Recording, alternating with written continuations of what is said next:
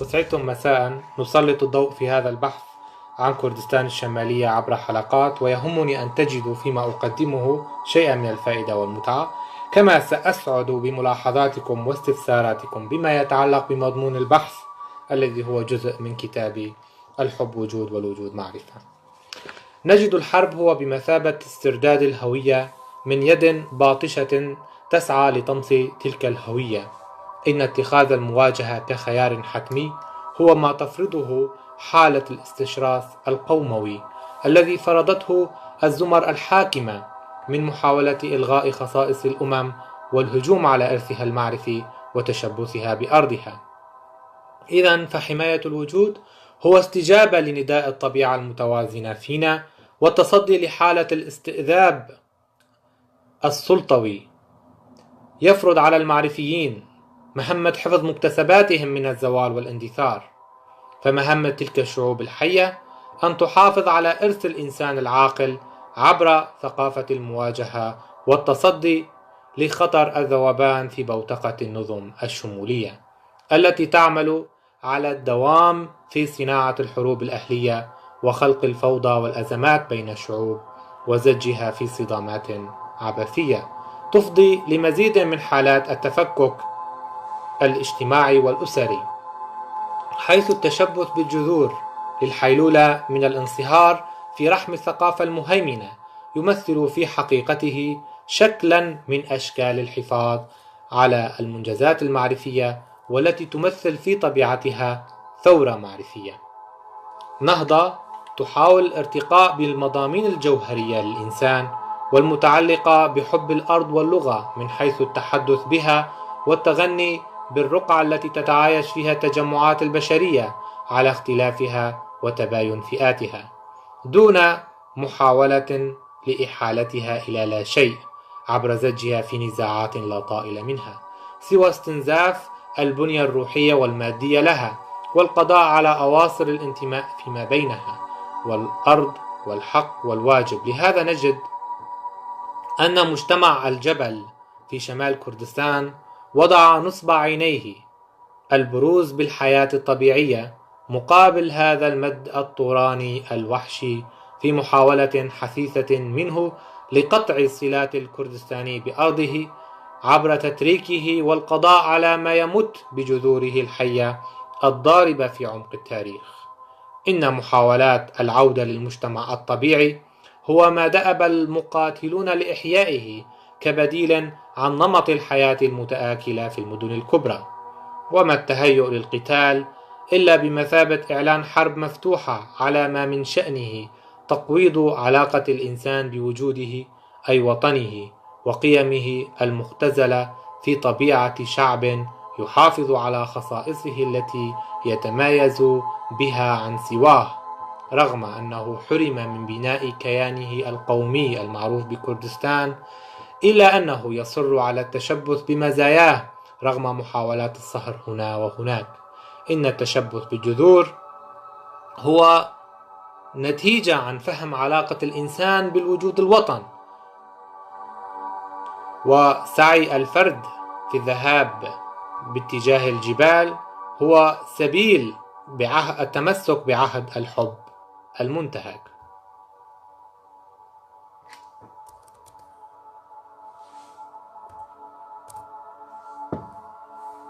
والذي سيقوم بتدشينه في الجبال، حيث الرغبة في صنع الحرية في عالم يتوحد فيه مع الطبيعة الأم ليغدو جزء منها، ومقابل ذلك الكم من التوحد بالهدف والغاية من حمل السلاح، تبرز لعنات العدو في صب جام غضبها على القرويين من قصف منازلهم بوحشية وتجريدهم من كل مستلزمات العيش وتحويل قسم منهم إلى عملاء وتابعين لها. وهنا تضطرب الصورة ويتراءى له المشهد المؤلم من مشاهد لأشلاء مبعثرة هنا وهناك، وما خلفه العدوان التركي من دمار وتخريب في قرى كردستانية متآخمة مع الجبال. فببروز القمع على ضراوته تشتد المحن ويصبح المقاتلون كالأسماك التي يتم إخراجها من المياه كي تغرق بهدوء. فحينما يسود الترهيب والضغط على الشعب، نجد أن خيارات الحياة تصبح أكثر صعوبة، ويسود الخوف مناخات الذات ويجعلها تتشرذم بين أن تثور أو أن تنوء بنفسها، وهكذا تصبح الشخصية الخائفة في مصيدة السلطوي الذي يزداد غرورا وغطرسة بازدياد الخائفين أو اللاهثين لتقديم الولاء الأحادي لها، متناسين هول الجرائم التي تقترفها تلك السلطة. وهكذا يستمر هذا الاحتقان الصامت ليظل عنوان المرحلة، ولا تنتقل مجتمعات الخوف إلا ببطء شديد من طور الضعف والخشية إلى طور كسر الرهبة والمناعة ضد الإرهاب الممارس. إن المجتمعات الخائفة لا يمكن أن تتنصل من الجهل الذي يقود إلى الفقر وعدم التطور، فسطوة الإرهاب الدولي على الجماهير تباعد بين الأخيرة والحاضر السائد، وتضعها في عزلة عن الحياة في العالم المتمدن والتغييرات الهائلة التي ما تلبث أن تغير من طبيعة الحال على نحو سريع. ففي ظل حالات الصراع هذه لا يمكن حدوث أي نقلة طبيعية في حياة المجتمعات، حيث تحكم السلطة القومية العنصرية، حيث تحكم قبضتها الحديدية على مفاصل الحياة، مخلفة بذلك شرخا عظيما فيما بينها والفئات المستهدفة، ليؤدي إلى احتقان يتضاعف مع الزمن. فلا يمكن للأديان إلا أن تكون مسوغات سلطوية وحبوب مهدئة للجماهير المنكوبة، أو حبوب مهيجة لجماهير السلطة، حيث تضيع كل المواعظ أدراج الرياح في ظل الرعب الممنهج والممارس بضراوة وشدة عبر تلك الأقنية الإعلامية ومنذ القديم. فكم أسهمت في الإبادة العرقية والتحوير الإيديولوجي، إلى حد أن الجميع بات يلعب هذه اللعبة أو يدخلها بعفوية ودون قصد للوقوع في مستنقع السلطة الراكد، حيث نجد أن البيئات الأكثر عنفا هي الواقعة ضحية الاتجار بالدين أو تهويم العقول من خلاله، وهي تلك البيئة التي تتعرض للتهميش الخدمي والتعليمي وتعاني من قبضة الأجهزة الاستخباراتية، والتي حولت أفرادها لمخبرين ضد بعضهم البعض، حيث يتشوه كل شيء في ظل تأجج التنازع، ولا تعيش الفلسفة في ظل جماعات مهددة بقوتها وأمنها وحياتها وملاحقة على هويتها،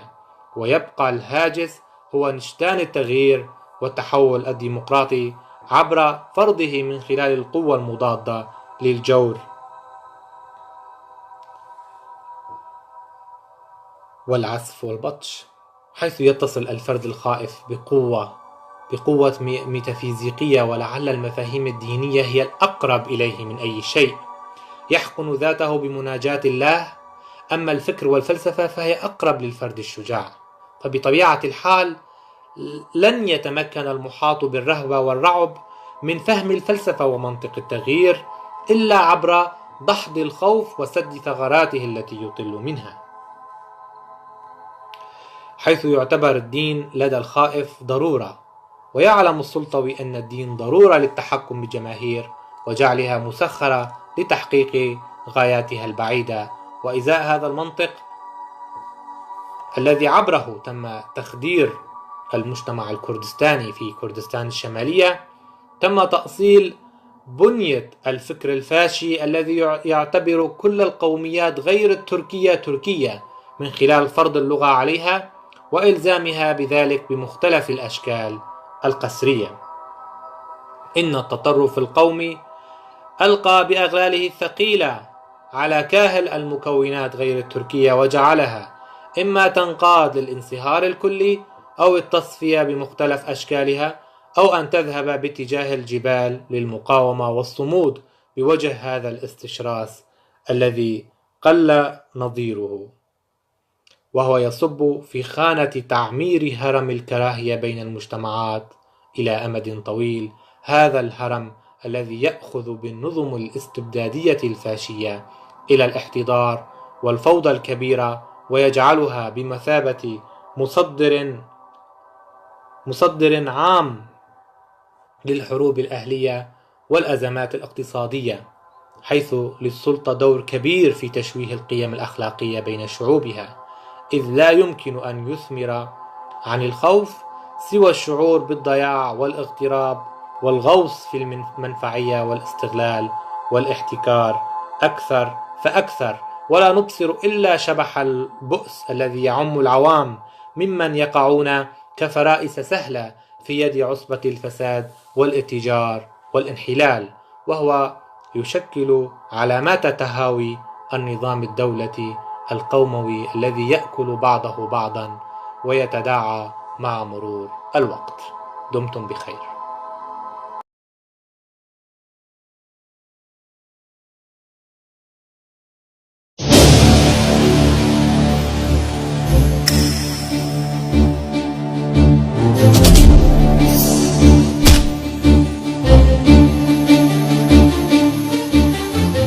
حري بنا أن نقف عند الظواهر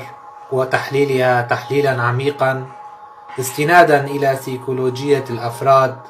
في ظل هيمنة السلطات المركزية على نحو رهيب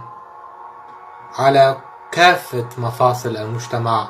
والمؤسسات عبر فوهة الخطاب القومي والديني المذهبي. رسمت الاتفاقات الدولية هذا الشرخ ما بين مؤسسات الحكم والمجتمعات، عمت الاضطرابات مفاصل الحياة الاجتماعية، فالاغتراب الذاتي ليس موضوعا منحصرا على الفرد وعوالمه الخاصة، إنما ترسم الصراعات على الجغرافيا معالم الاغتراب بين الأفراد وتدخلهم في حلقات التنازع،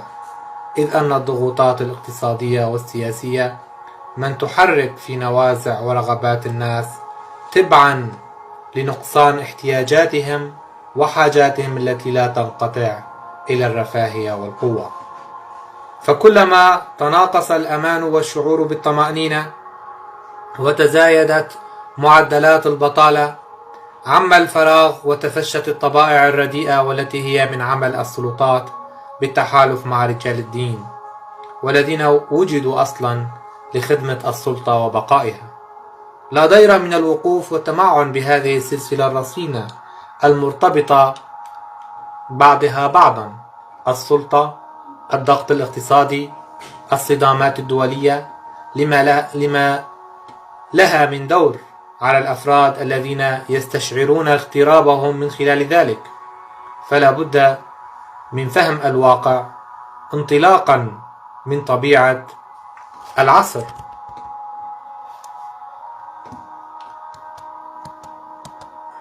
وحجم الصراعات بنيوية المنشأ في الشرق الأوسط بصورة عامة،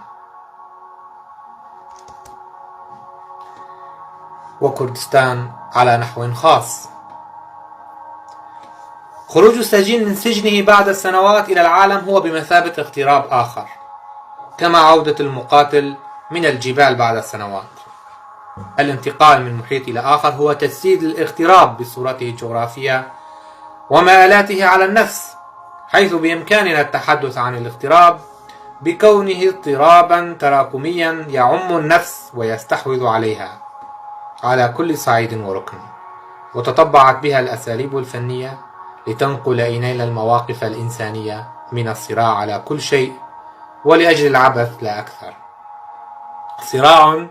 تحتمل الذات أعباءه فتترجمها من خلال المرور بين أروقة الاغتراب. إن سياسة الأرض المحروقة التي نهجتها الدولة التركية، والتي تمثلت بإحراق القرى وقصفها بذريعة القضاء على مسلحي حزب العمال الكردستاني، كانت بمثابة تجفيف للبحر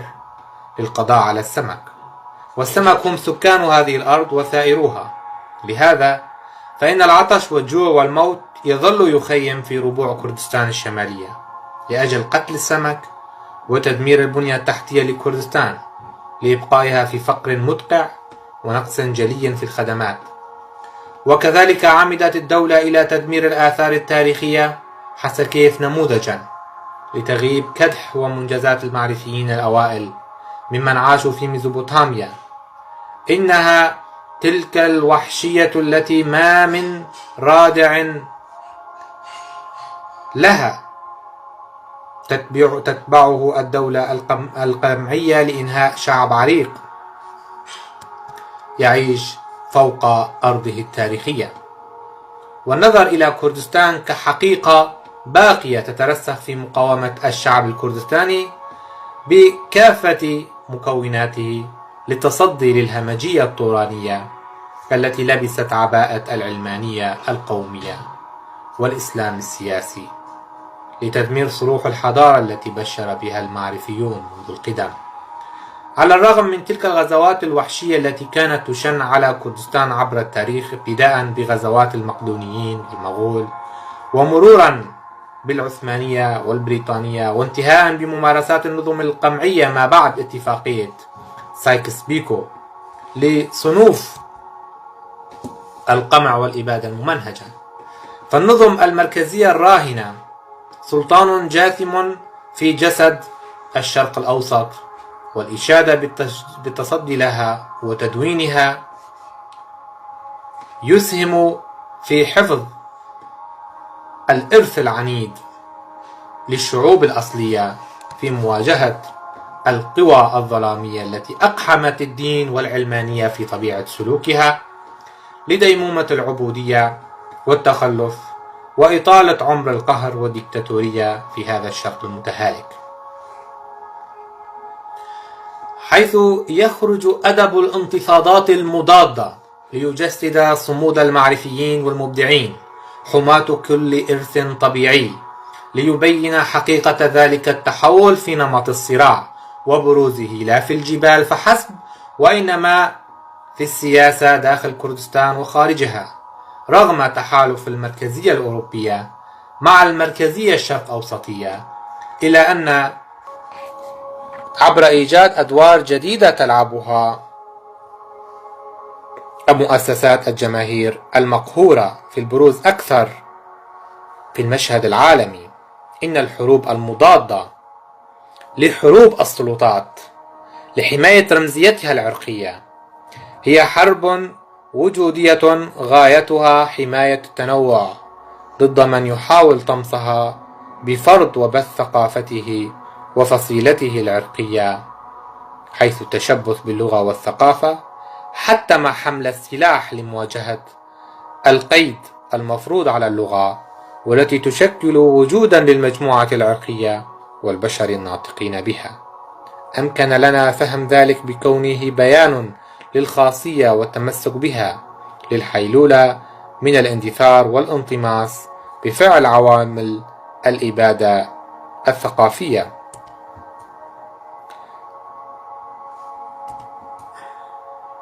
لشعب كردستان،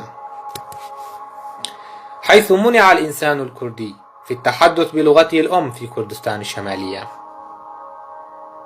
وجاء السلاح رادعا لهذا الخطر المهين.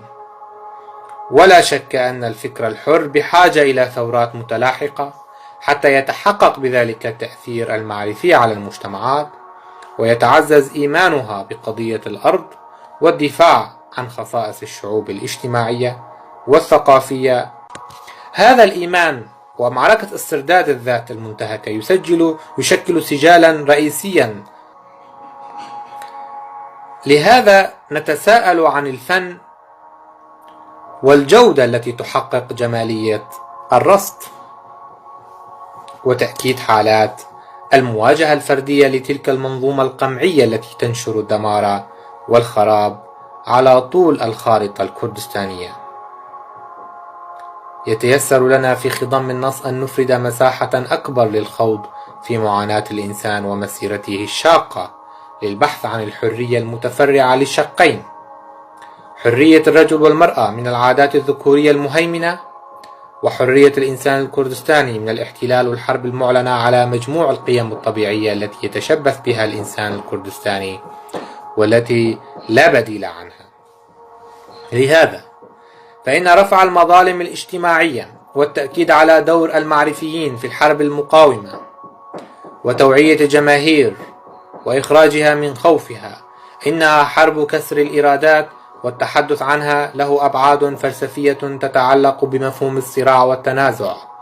إن ربط الإبداع المعرفي بحق الحياة والحرية يعتبر أساسا لكفاح الأفراد الساعين إلى التحول من طور العبودية إلى طور الحياة المتكافئة. فالدفاع عن قيم الحق والخير والجمال يشكل بعدا حقيقيا لحقيقة هذا الصراع الجوهري. فمهما ازدادت الآلام والمعاناة والصعوبات، فهذا التنازع لأجل ضمان حق الحياة بجودة متكافئة مستمر ويتصاعد، ويخلق في صميم استمراره فلسفة وروحا تتجلى في المحافظة على مجموع القيم والخصائص التي يستمدها المجتمع من بيئته وطبيعته. فالصراع ضد الانصهار في بوتقة التركية ظل عنيدا وراسخا في رمزيته رغم كل شيء، حيث أن كفاح الأفراد الشاق هو لأجل غايات أهم تتعلق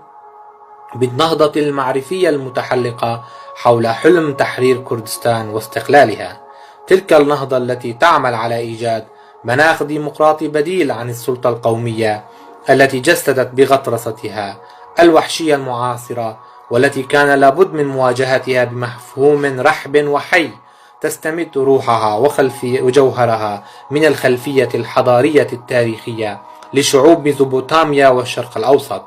إن عبء التحرر من الذكورية وإسقاط هذا الإرث المقدس والمدنس في آن هو جل الهدف الروحي الذي يتم السعي لبلوغه في خضم هذه الحرب، لإعلاء حقيقة التنوير الاجتماعي إلى جانب ذلك المسعى الاستراتيجي في تحرير شعب من نير الظلم والعبودية والتغيير الديمغرافي. في ذلك رسالة متكاملة المعالم ينشغل المعرفي في سبرها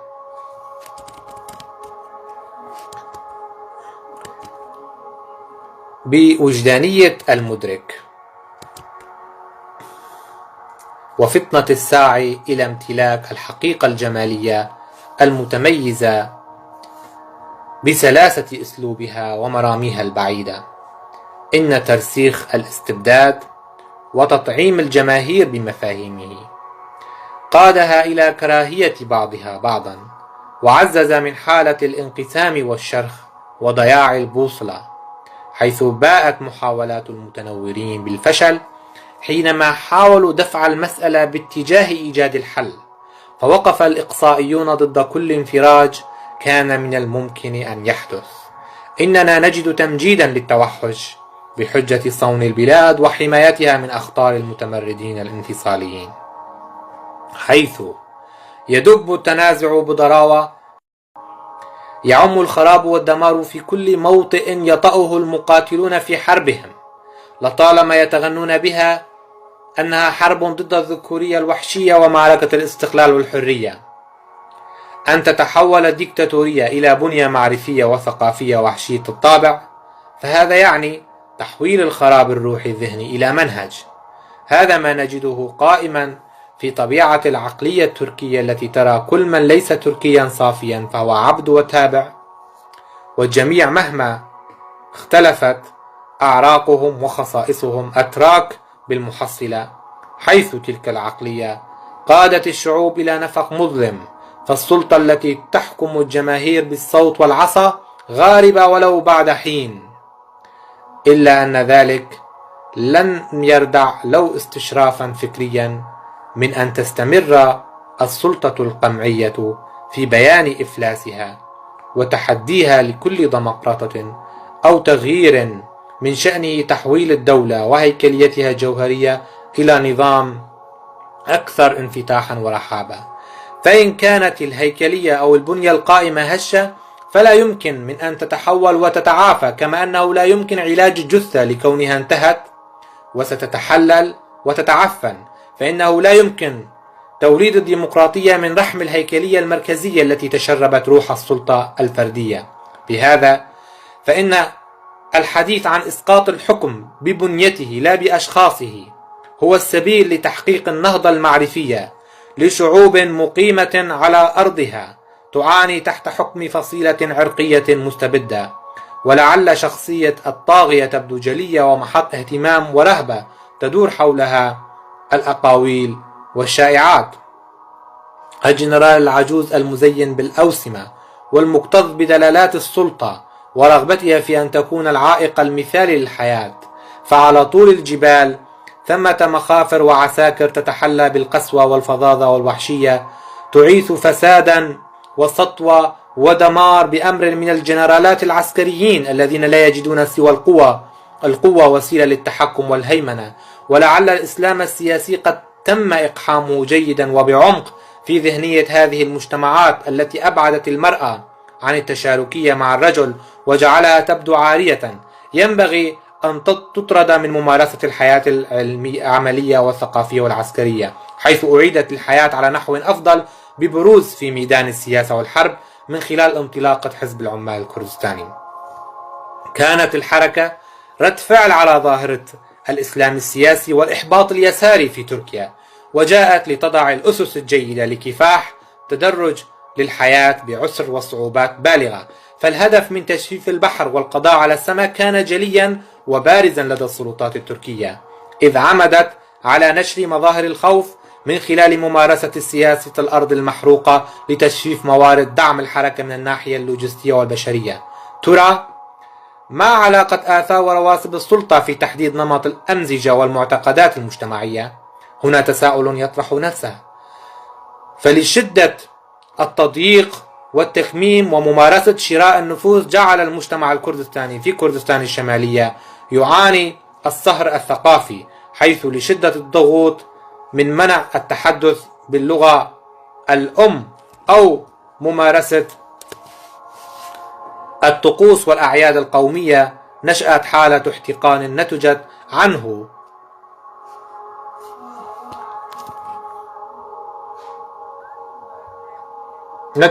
عنه خروج المئات من الشبان للجبال، حيث شكلوا القوة المضادة لهذا الجور والظلم القائم، ناهيك من أن البعض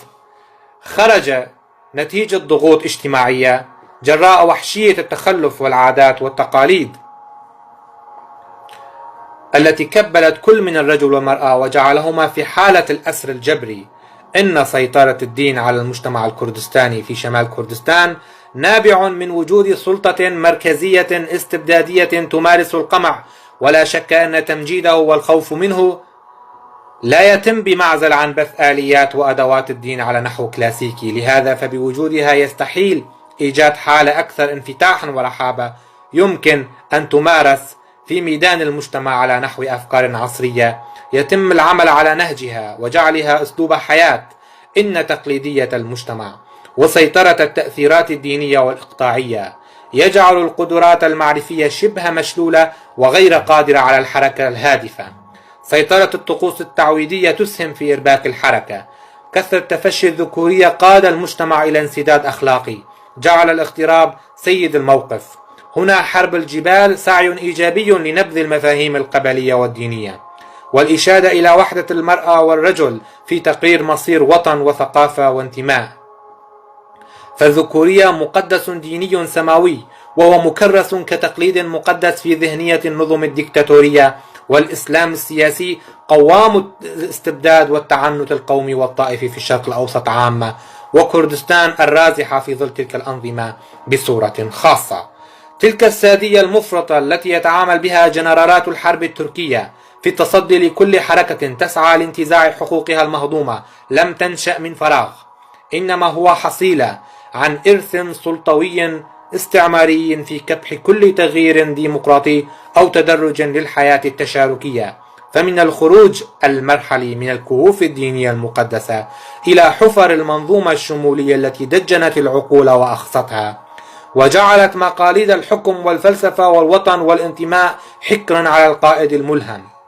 في ذلك أيضا ركون لخطأ فاحش يستمد هيبة وجوده من تلك القداسة التي يسبغها رجال الدين على الخليفة والوالي والحاكم المطلق. إن الاستمرار في محاكاة إرث السلطة القمعية سلوك خطر يجلب الكوارث على المدى غير المنظور لمجتمعات تتعرض للإقصاء والتشرذم، حيث تبتعد عن الولاء للوطن والحرية وتصبح أسيرة في فلك منظومتها الحزبية ورموزها، وفي ذلك استمرار للسير على خطى نهج سياسة القطيع، فلا حرية ولا تحرير، وإنما إخصاء وتدجين وتهويم. وهنا يغترب الإنسان الكردستاني عن كينونته، وتصبح رؤيته للحل ضبابية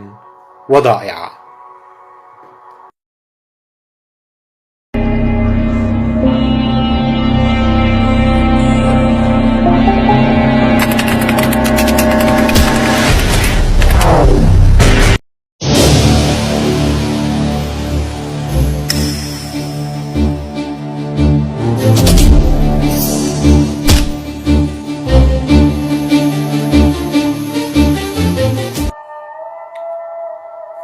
ممارسة الاستبداد الشرقي له علاقة بسبر سيكولوجية المجتمع وطرائق عيشه عبر الأطوار التاريخية المختلفة، وعليه يتم إنشاء الجهاز السلطوي لينسجم مع الذهنية المكتظة بالطقوس والتعاليم، منها ما هو ديني مذهبي، ومنها ما يتعلق بقيم السلطة وثقافتها وأثرها الكبير على الجماهير. ولا يمكن للسلطة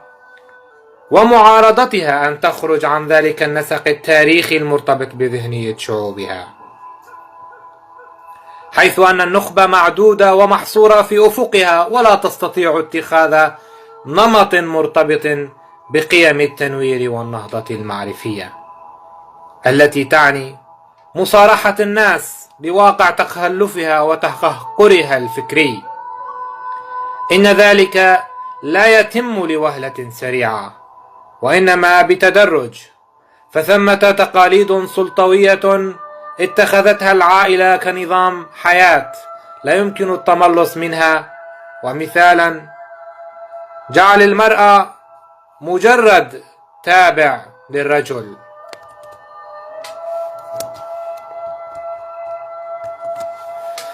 حسب الأعراف والتقاليد،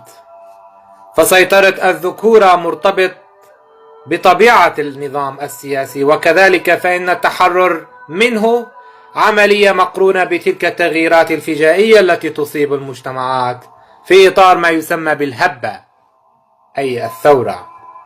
والذي سيفتح دوائر وأبواب جديدة يمكن للمجتمع من خلالها أن يجد نفسه في ظل تلك الفوضى المختلفة، تلك الفوضى المختلقة التي أوجدت مجتمعا يعيش في ظروف حرب واحتقان، تولدت على إثرها من رحم أفراده الهاربين ثقافة وتقاليد من نوع آخر. إن التقاليد مرتبطة بالحروب إلى حد ما، وتلك الحروب الناشئة في الشرق الأوسط لابد من أن يتم تحويرها عبر إقحام الدين فيها بطريقة أو بأخرى، وإن ارتدت معاني ومسميات جديدة وظهرت في لبوس ليبرالي أو اشتراكي، فإنها وفي الحقيقة مستمدة من وحي الطقوس والتقاليد الدينية الراجعة للقدم لغاية اليوم. فإن الحضور النسائي في الشرق الأوسط عامة وفي المجتمع الكردستاني بصورة خاصة يبدو نسبيا وضئيلا في ظل طغيان الهيمنة الذكورية بنمطها القبلي على طبيعة الحياة. تركزت على وجود بعض مظاهر الديمقراطية الشكلية هنا وهناك، ولا يتعدى عن كونه مجرد ظهور شكلي لا جوهري، وهذا يفسر دور التأثيرات الدينية البعيدة في إخراج المرأة عن معادلة التشاركية الجوهرية مع الرجل، حينما يتم حينما يتأمل المعرفي المعضلة ويتماهى بآثارها وشدة تداعياتها عليه، فإنه ما يلبث أن يتحرك فيما بعد، والحركة نتاج إعمال مركز للذهن حول أكثر المشاهد إيلاما أو تأثيرا، وذلك يستحوذ على المرء ويدفعه دفعا لإبداء موقف ما. فكل الذين اندفعوا للقتال والاشتغال بالسياسة تستحوذ عليهم معضلاتهم المتعددة وتدفعهم للبحث عن أسبابها ومعرفة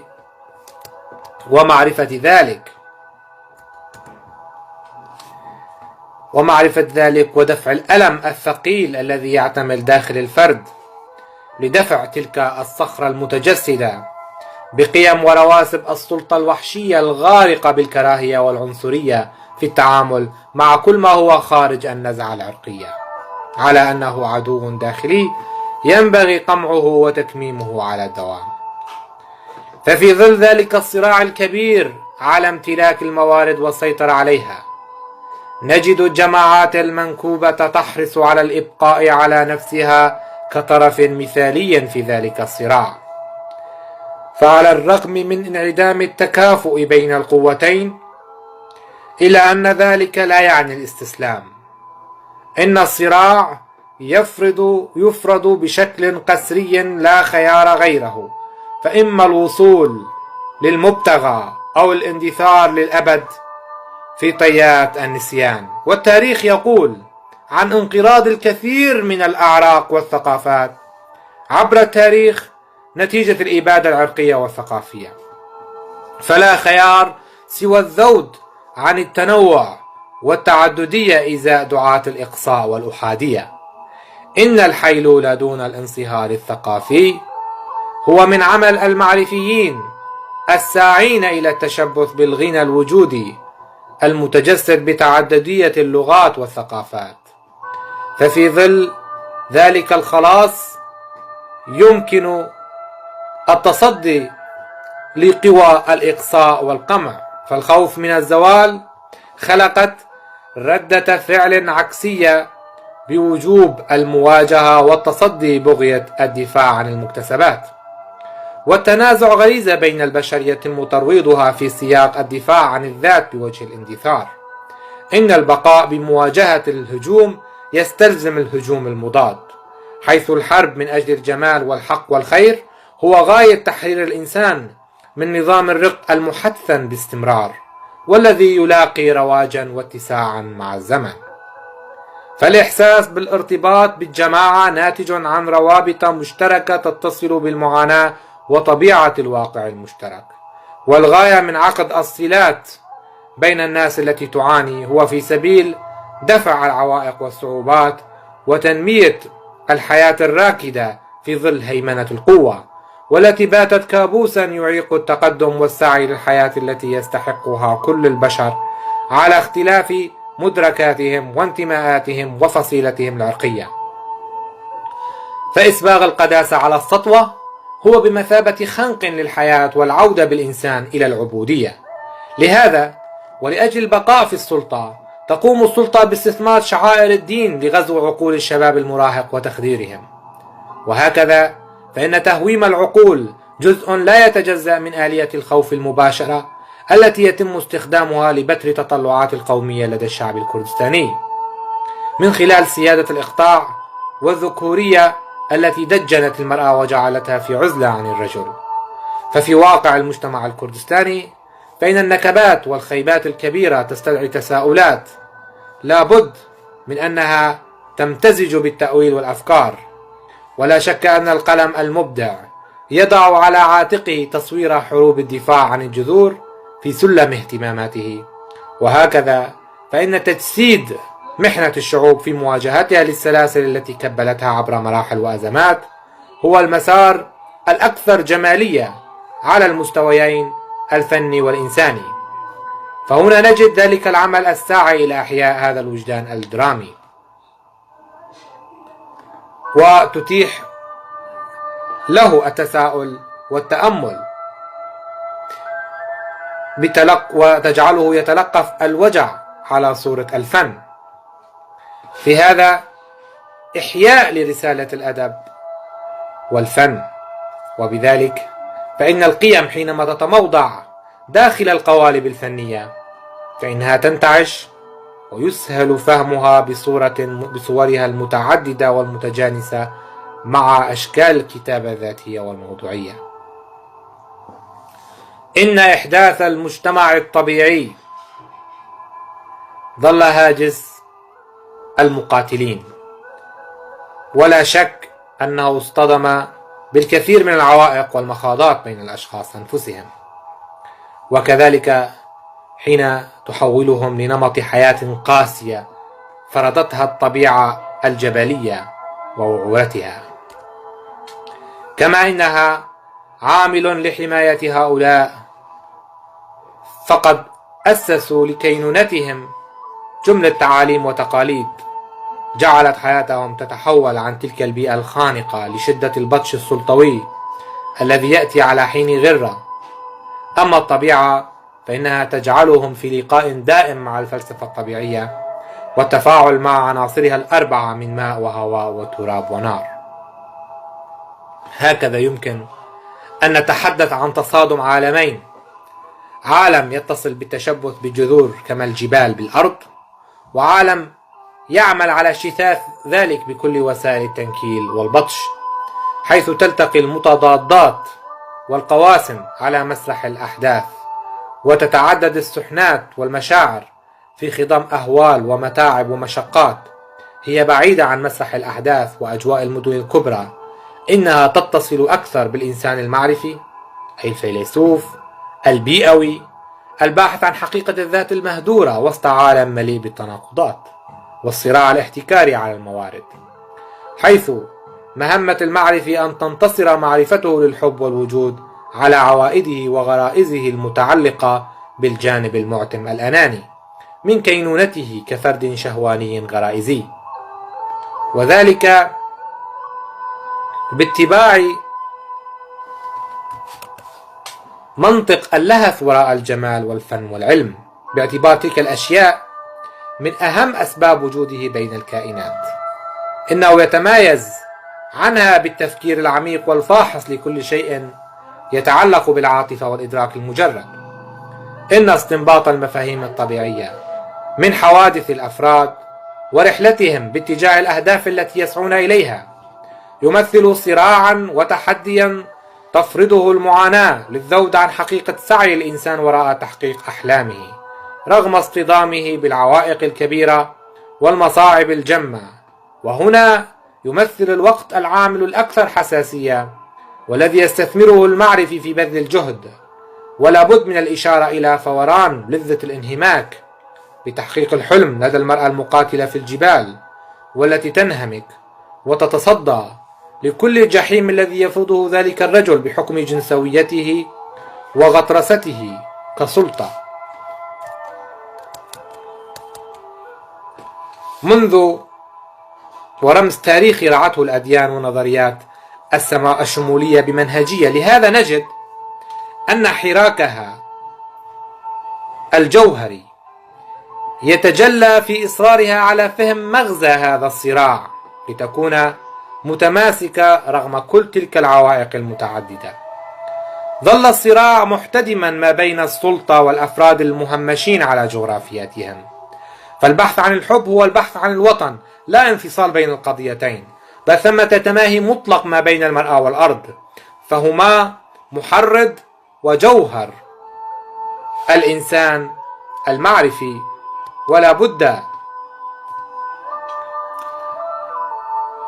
ولا بد من التحلق حول هذه الثنائية وسبرها اعتمادا على النص المتشابك والمتشعب، والذي تلتقي حلقاته الدائرية حول جدلية الحب والذود عن قيمه. حاجة الإنسان للمرأة هو لفهم الوجود الذاتي والمحسوس في آن. يمكن أن نقول أن بحثنا عن ماهية السلوك مقتصرة لمدى فهمنا لجملة المؤثرات البيئية.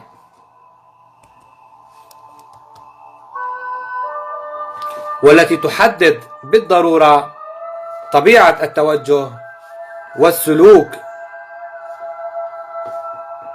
يمكن معرفة الذات هنا استنادا بقضيتين جوهريتين، وهما الحب والبحث عن الذات في خضم الجماعة. وكذلك على النحو المقابل من ذلك ثمة رهبة وخوف وعزلة خانقة، ثمة قسوة لنمط الحياة وطبيعة الجبال. وهذا التنقل الذي بإمكانه أن يضع الإنسان في حالة مختلفة عن المراحل الأولى، والتي تتضمن التدجين والاستئناس بما هو قائم، بينما التفكير المستمر بكيفية وضع الحلول للأزمات الفكرية في الموجود فقد نتج عن مراجعة، وكذلك عن تساؤل عميق طرق خلجات الفكر والوجدان. لهذا فإن تصور ذلك مرتبط إلى حد ما بالمراحل الأولية لدى الإنسان حينما يبحث في الحب عن ذاته، كما يبحث في التصوف عن أمانه وطمأنينته الروحية. فالمعرفي معلول بطبيعته الأولية، ويجد في التأمل والحركة بمثابة حلول وخيارات متاحة لفهم علله. وهكذا نجد حياة المقاتلين في ذرى كردستان محاولة حثيثة في الاستغراق بمعضلات النفس الإنسانية، حيث خلاصها مقرون بتماهيها مع الطبيعة بكل تقلباتها وتغيراتها. في ذلك معنى للخلود إلى الحياة الجيدة البعيدة عن التفسخ والانحلال والتشويه. فنشدان التغيير ليس هينا، ولا شك أنه سيصطدم بعوائق جمة، وهنا يمكن فهم الخلاص استنادا لروح الجبال وتفوقها عن كل ما هو منخفض حسب الرمز الدلالي للانخفاض والهبوط. يمكن رؤية العالم عبر القمم، حيث كل شيء يبدو للمرء عبارة عن جزئيات ممتزجة بالضباب. هو انتقال إذن إلى حياة خالية من الاضطراب الداخلي، حيث الطبيعة ترمز للأمومة، وعلاقة الفرد بها علاقة توأمية تتعلق بكم الصفاء والتوازن الذي تمنحه، حيث يمكننا فهم هذا المجتمع الجديد بكونه مجتمع يتمترس بممارسة الحرية،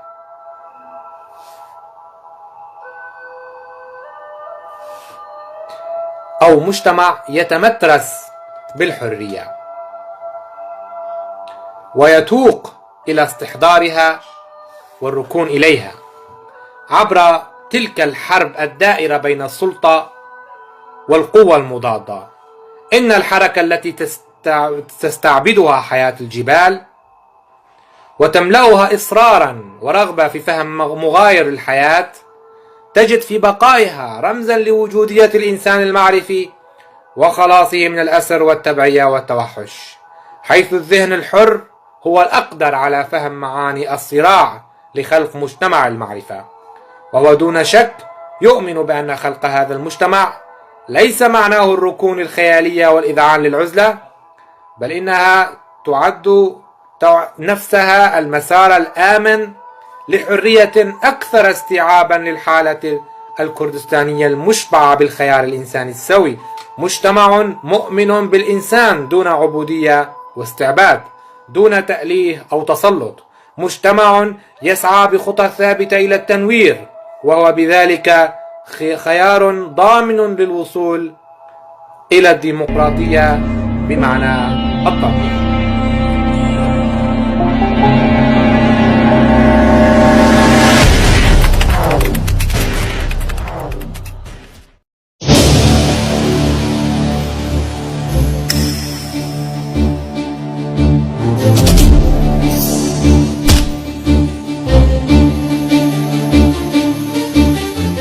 لابد من الإشارة إلى مساوئ التجهيل وتوظيفه كجهاز قمع خفي داخل المجتمع الكردستاني من خلال تأسيس ما يسمى بحماة القرى. ففي ذلك نجد اللعبة المريعة في ضرب الشرائح الاجتماعية بعضها ببعض بغية إضعافها واستنزافها، ناهيك عن تلك الهجمات التركية لكل حراك كردستاني غايته الحرية وتحقيق الاستقلال. إن زمن عزلة الإنسان الكردستاني وخوفه قد ولى، وإن الحرب الوجودية بين حركة المجتمع الكردستاني والسلطة التركية هي حرب وجودية بين أنصار المجتمع الطبيعي والمجتمع السلطوي، حرب إنسانية معرفية بين قيم الطبيعة وقيم التوحش، حرب لا بد من التأكيد عليها باعتبارها من صميم كفاح وعمل المعرفيين الطويل في الوجود لحماية المكتسبات والمنجزات الحضارية القائمة عبر التاريخ ليومنا هذا. لهذا وجب الإشارة إلى تلك الرابطة الإنسانية الجامعة للمعرفيين على اختلاف مشاربهم، وعبر تأكيد تلك المواجهة التاريخية بين الاستبداد وحماة النهضة. فالهدف من وراء تلك المواجهة هي إحياء المجتمع المعرفي، مجتمع يحقق نخبته مستويات فكرية من تنظيم شؤون الحياة بمؤسساته إلى حياة ممكنة العيش، وذلك بتخطي ذلك الورم السرطاني المتمثل بالفكر القومي العنصري الرافض لحقوق الشعوب الأخرى والناعتة لها بالرعاية أو الأقليات المشكوك بجذورها العرقية، والتي وجب أن تضمحل وتنصهر أو تحارب وتباد، وكذلك القضاء على هذا الإرث السلطوي الوحشي والتاريخي من خلال بعث روح حركة جديدة تحارب ذلك بشتى الوسائل وتحاول إبراز الأفضل للبروز كبديل طبيعي، حيث لن يحقق الفكر القومي الصلف سوى الإبادة لفصيله مع الوقت وعبر المدى البعيد، ولن يكون إلا وبالا كبيرا على المكونات متعددة الأطياف. ولهذا أمسى الخلاص رهينا للحركة التي تعمل لأجل تدشين بوادر التعايش على نحو متزامن، والقضاء على منطق الخرافات والأوهام الناتجة عن استثمار المؤثرات التنويمية للدين بوصفه إبرا وحقنات تستعمل لتغييب العقل والوعي بالوجود. فالمتعة الحسية تتحقق في أحضان المتعة الفكرية دون أن تحيد المتعتان عن بعضهما، بل تتماشيان في روح المعرفية والمعرفي اللذين يبحثان عن تلك الحاجة معا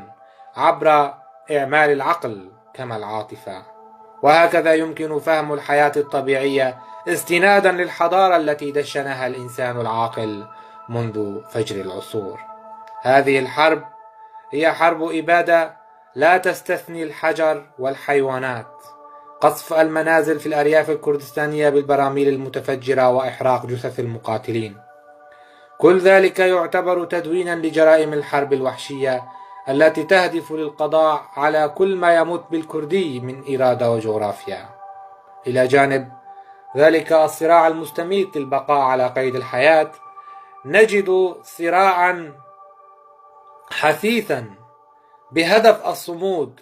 والتأقلم على الصعوبات. نجد أيضا مكابرة ورغبة شاهقة في بتر كل ما يتصل بالرهبة والخوف، وهذا السعي لتحقيق قيمة عليا للحقيقة المعرفية التي تمثل عدم الاستسلام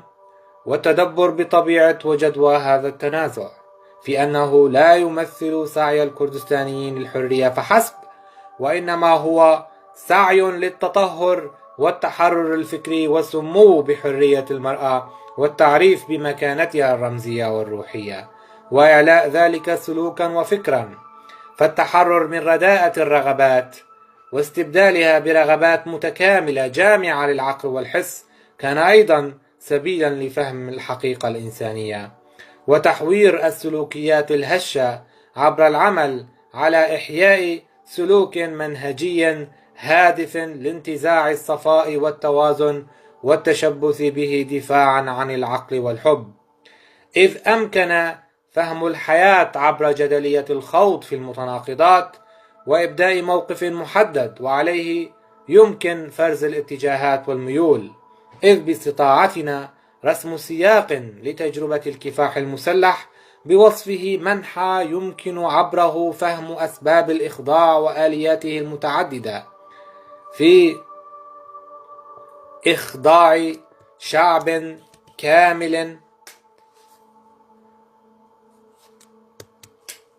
وتحويله إلى كتلة رماد، أو صهره في بوتقة الثقافة الوحشية من خلال اللغة التي تشكل رمزا للسلطة العنصرية التي تنامت بفعل تنكيلها وتكميمها للأفواه وإنشاء الزنازين والمعتقلات على طول رقعتها. والتصدي لهذه الحقيقة هو بيان لوجود حقيقة مقابلة منها تسعى للولوج إلى العمق الإنساني، حيث الجماهير بمختلف شرائحها والتعبير عن مظلوميتها وقهرها المستديم. وهكذا أمكن فهم طبيعة الصراع المتبادل للحفاظ على الثقافة والإرث التاريخي لشعوب ميزوبوتاميا، والتي تتماسك بالرغم من الظروف القهرية وتلك الرواسب المنفعية التي تقنع بها بعض إقطاعيها ومتنفذيها من وصولهم لمراكز الدولة وإتاحة الفرص لهم لتسلم المناصب ليغدوا فيما بعد مشاركين في عملية القمع تلك، إلى أن الدور التاريخي الذي تلعبه منظومة المجتمع الكردستاني قادرة وعبر مراحل أن تكون الطرف الأكثر بروزا في معادلة هذا الصراع المرير. إن الحرب لأجل الحرية لا تتوقف، ورحلة السعي للأفضل مرهونة بالمخاطر الجسيمة والمصاعب الهائلة، لا سيما وإن النزاعات الدموية تجعل مسيرة الأفراد باتجاه الحياة الأفضل عسيرة ومبهمة. فالتعرف على الذات ليس يسيرا في ظل توفر أسباب الراحة والنعيم، إلا أن اختبارها يكمن في مرورها بأعقد الظروف، وهكذا يمكن التعرف على الذات الفردية عن كثب عبر اصطدامها بالعوائق والمتاهات. مهما قيل بأن الإنسان يمكن أن يكافح الأنانية ليستبدلها بالغيرية، إلا أنه سرعان ما يفشل. فالقوانين الواقفة بوجه الرغبات الطبيعية تمنح الإجابة الكافية الوافية لمعتنقي الحياة البدائية المثالية، إلا أنه وفي حالة الحرب غير المتكافئة كحرب الجريلا مع الجيش التركي نجد أن الالتفاف الطبيعي الذي يبديه الرفاق فيما بينهم يحيلهم إلى جو من التعاطف والإشفاق، ويمنحهم سبلا لممارسة سلوكيات المجتمع البدائي. ولا بد من فهم ذلك استنادا لمدى حالة القمع الذي يتم التعرض لها على الدوام، مما تضعهم في موضع التماسك والاتحاد لدفع العائق الكبير والتصدي له. في ظل الفلسفة يمكن الحديث عن علاقة الإنسان بالأشياء وهو يخوض تأملاته في الطبيعة. ما التغيير الذي يعمل المعرفي المقاتل عليه استنادا للصوقه الروحي والمادي بالطبيعة؟ أهو سبيل لفهم أن الأرض بحاجة لمن يضحي لأجلها حتى تظل ذلك المعشوق الذي يهب أسباب الحب والسعادة للذين يتصوفون عشقا وولها بها ويجدون في ذواتهم تعطشا للوطنية والإيمان بها كمبدأ في الحياة. إن التغيير هو المطلب الملح في ظل عملية الحرب واستمرارها لتكون سبيلا للحياة الجديدة والتي تعاش على نمط مختلف خال من الظلم والتعسف، إلا أن ذلك يبدو بعيدا في ظل ضآلة الإمكانات رغم حرارة الإيمان بالهدف الاستراتيجي. وهذا ما يلاحظ من هذا التفاوض بين طرفين يرفعان السلاح بوجه بعضهما. طرف مرتهن للعسكر التركي يود الحصول على مكافأة من مملوكه، وطرف يود الحصول على الأمان والانسحاب من الموت والنجاة. الطرف الثاني يقوم بالسعي للتحرر من احتمال القتل أو الوقوع في الأسر. فليست إرادة البقاء وحدها من تسير الأفراد الهاربين من بطش آلة السلطة القمعية، وإنما الإصرار أيضا على تحقيق الهدف من هذا البقاء، والمتمثل باستكمال هذا الصراع الوجودي، والذي معناه إحياء القضية الكردية واستمرارها، وذلك بمد الصلات ما بين الثائرين والجماهير في أجزاء كردستان الأربعة. لهذا فالصراع القومي باق كونه صراع للمحافظة على الخصائص والمقومات الطبيعية التي تنهض الشعوب بها وتنتعش. فما يملكه الأفراد في خضم هذه الصراعات وهذا التمزق الجسدي والنفسي هو تلك الحرية التي يتميزون بها ويجدونها العزاء رغم كل أثقال الحرب ووطأتها. والحرب التي تشن لاسترداد الأرض هو لوضع حد أمام جشع السلطة واستماتتها في الاستيلاء على المقدرات والموارد،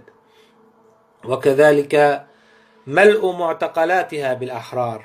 ممن يجدون في استمرار العمل ضد ممارساتها سبيلا للوصول إلى مجتمع معرفي تتحقق فيه سيادة القانون وحماية كل تلك الخصائص والانتماءات والأعراق خارج مظلة اللون القومي الواحد، وخارج المركزية القومية التي تفرق ولا تجمع، وتبعثر ولا تعمل على التآلف ضمن ما يعرف بكيان المواطنة الجوهرية. تنشأ حالة من المسالمة والاستئناس في الاعتراف بكل ما في الأعماق لحظة الشعور بالتلاشي، حين نمعن في فلسفة البوح رغبة في تناسي الوجع المباشر والخلود للاحتكام للمنطق الغريزي الذي يكمن في تشبث الإنسان بالبقاء والذود عنه بأدوات تحاكي الماضي القريب في ظل الحرب، وهو دعوة للسلام بشقها المحايد. ولهذا فحقيقة ركون الإنسان للدفء المفقود هو رغبة في التصالح مع الذات والأشياء في لحظات الشعور بالافتقاد للأمان والطمأنينة. يمكن اعتبار تجربة الحرب في الجبال من التجارب الأكثر إلماما بواقع الإنسان الكردستاني التاريخي مرورا بالمعاصر، حيث أن البطولات الفردية تتحكم بالعديد من المواقع في تلك الرقعة الجبلية الكبيرة في مثلث هام تتقاسمه الحدود الإيرانية والتركية والعراقية، وتدور ضمنه معارك عسيرة يبديها الأفراد المنظمون والمدافعين عن قيم المجتمع الطبيعي وخصائصه الحضارية. نمعن في التحديق لطبيعة المعاناة وحديث الذين يعانون والذين يدورون في متاهة الألم، حيث له فلسفة ذي حدة ووقع على الداخل، حيث للألم تأثيرا في تحديد الاتجاهات والميول وجعل الحياة تبدو واقعية براديكالية، حيث يرى جيرمي بنتام أن الألم واللذة كحدث موضوعي. أما الماركيز دي ساد فرأى أن الألم في حد ذاته لديه أخلاق، فحينما يفقد الإنسان حالة الأمان والصحة المستقرة فإنه يبحث عن سبل يعزي بها نفسه. نجد هنا أن علاج الاغتراب يتجلى في مواجهة شاملة للسلطة القمعية والضعف المتجلي في حياة مكبلة بالخوف.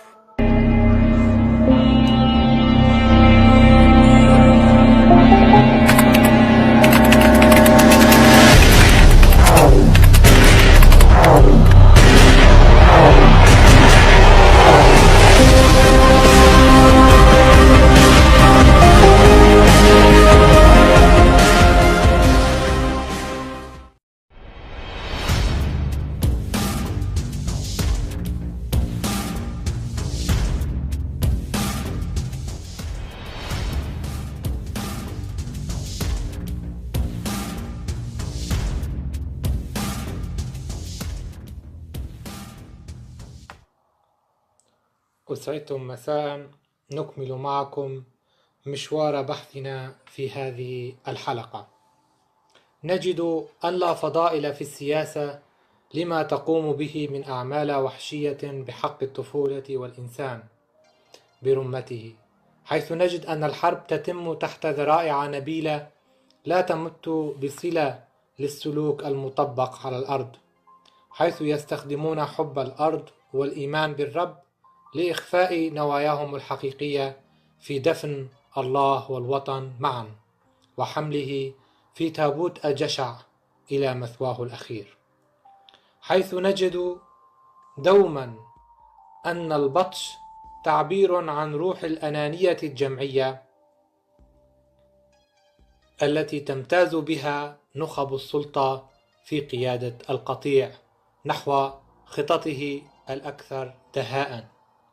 وما نلبث أن نجد الجماهير تتحرك بأدوات السلطة وتنفذ بدقة تعاليمها المحشوة بروح الإيمان الأعمى والتسليم بأن السلطة القائمة هو مشيئة قدرية إلهية لا يجدر معاداتها،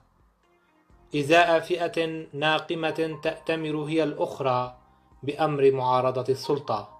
التي تقود قطيعها بذات الأدوات. وهذه ليست مصادفة، إنما تداخل بنيوي في طبيعة الخطابين المنطلقين من أساس واحد، وهو التسابق على الاحتكار والهيمنة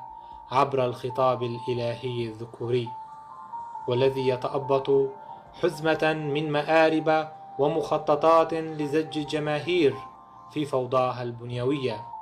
حيث محاربة الفردية وقيمها الإبداعية هي من عمل السلطات القوموية الهرمية والدينية أيضا، لأنها تعتاش على إيجاد قوالب رديئة تابعة لأنظمة حكمها وأساليب إدارتها للمؤسسات وقمعها لكل من يتطلع لنظام ديمقراطي حر، حيث نجد أن الديمقراطية والحرية هما سلوكان محكومان بعدم النضوج في ظل حصار هذه السلطة للجماهير ومنعها من تحسس مدركات أفرادها الساعين للتغيير الديمقراطي، والذي سيحقق حرية للرجل والمرأة في صنع حياة جيدة دون قمع ذكوري أو هيمنة تقاليد وعادات تسعى دوما للحيلولة من وجود جيل يؤمن بحرية الاختيار والعمل. فالالتجاء للجبال لتحقيق هذا الترابط الحقيقي والتشارك في صنع حياة حرة في حرب الرجل مع المرأة لتحقيق مجتمع حر قادر على أن يكون اللبنة الموضوعية لبدء حياة ذات تشاركية حقيقية في صنع الوطن المنشود.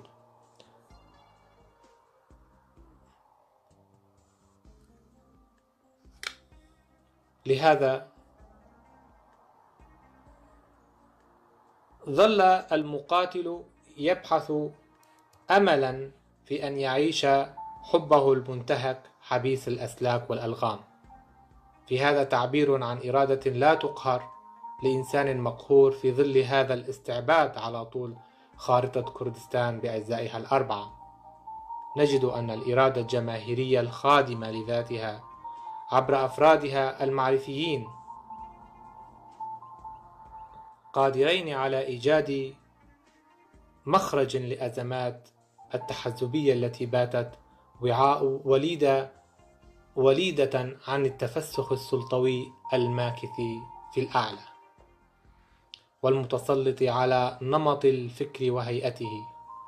وما الخروج عن معادلة الفساد الحزبي والسياسي عن طريق الفدائية الكردستانية إلا تعبير عن وجود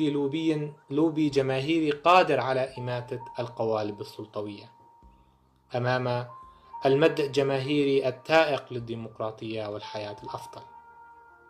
ولعل صفاء ذهن المقاتل وتوقه لبذل كل نفيس لأجل تبديل واقع العبودية والاستعباد إلا تعبير عن روح التوثب للأمام في حياة قائمة على المساواة والحريات. فأمام بطش الحاكمية السلطوية لا يمكن الاستمرار بالكفاح السياسي وحده دون وجود المسلح، إذ نجد القوة في كثير من الأحيان تغير من مسارات الحل ومصائر الناس، بل وتفرض على المنظومة الفاشية الجالسة في برجها العاجي أن تسلك سلوك الاحترام للقوى المضادة. لهذا فحقيقة هذا التنازع قائمة في إشارة لنزاع قديم وهام بين قوى المحافظة وقوى التقدم، يتم دفع الكثير في سبيل القليل في كثير من الأحيان. فأمام هذه الغطرسة المتجذرة داخل جماهير مقسمة روحيا ومنهارة معرفيا، نجد أن مسارات الحل وأساليب الفكر والعمل تتباين حسب ظروف ومآلات الحدث. لهذا فالأجدر تحديد الإشكال القائم في حقيقة أن الذهن الجماهيري مشوش نتيجة حقنه بأبر المقدس الديني المتعلق بحقيقة الدين السياسي الذي مجد طوال حقب لريادة وحاكمية الحاكم المطلق. ولعل هذا سبب إخصاء معرفيا لمجتمعات مكبلة نخرها الفساد والاغتراب من كل صوب وحدب. من السذاجة إذن التعامل مع التغيير بأدوات سلطوية قمعية، إلا أن الجمهور الذي يعيش في ظل أدوات قمعية اعتاد على تشربها في العقل الباطن لن يقنع بسهولة بنمط الآليات الفكرية الجديدة، ولا سيما في ظل خلاف واضح بين نمط آليات الأسلوب، أيها أقرب للتغير وأيها يعود للماضي القائم في حقيقته على قطيعة الحاضر والنوم على أرائك التاريخ. في ظل ذلك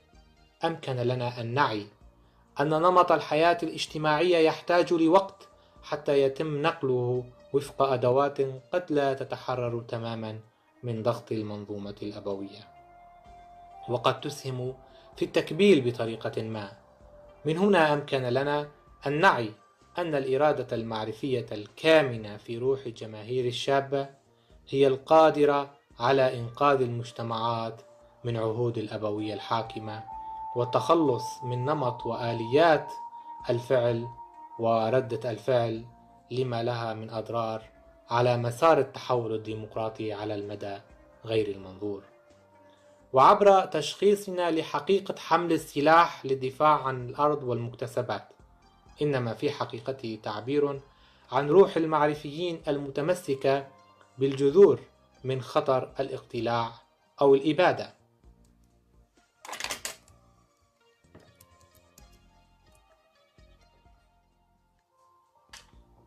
بشقها الجسدي والثقافي، فكم صارعت في سبيل بقائها وحضارتها ولم يكن في بالها السيطرة والهيمنة على مقدرات الغير، وكم من حروب كان هدفها طمس معالم الأمم المتحضرة، حيث الصراع على الجغرافيا في طبيعته صراع سلطوي اقتصادي تديره مافيات متحكمة بالمال والسلاح. وإزاء ذلك تتغير الجماهير في ظل التهديد الذي يمارس عليها لتنتقل لوضع حلول طبيعية تتمثل في بعث الإنسان الجديد المؤمن بالجذور والحفاظ على البناء.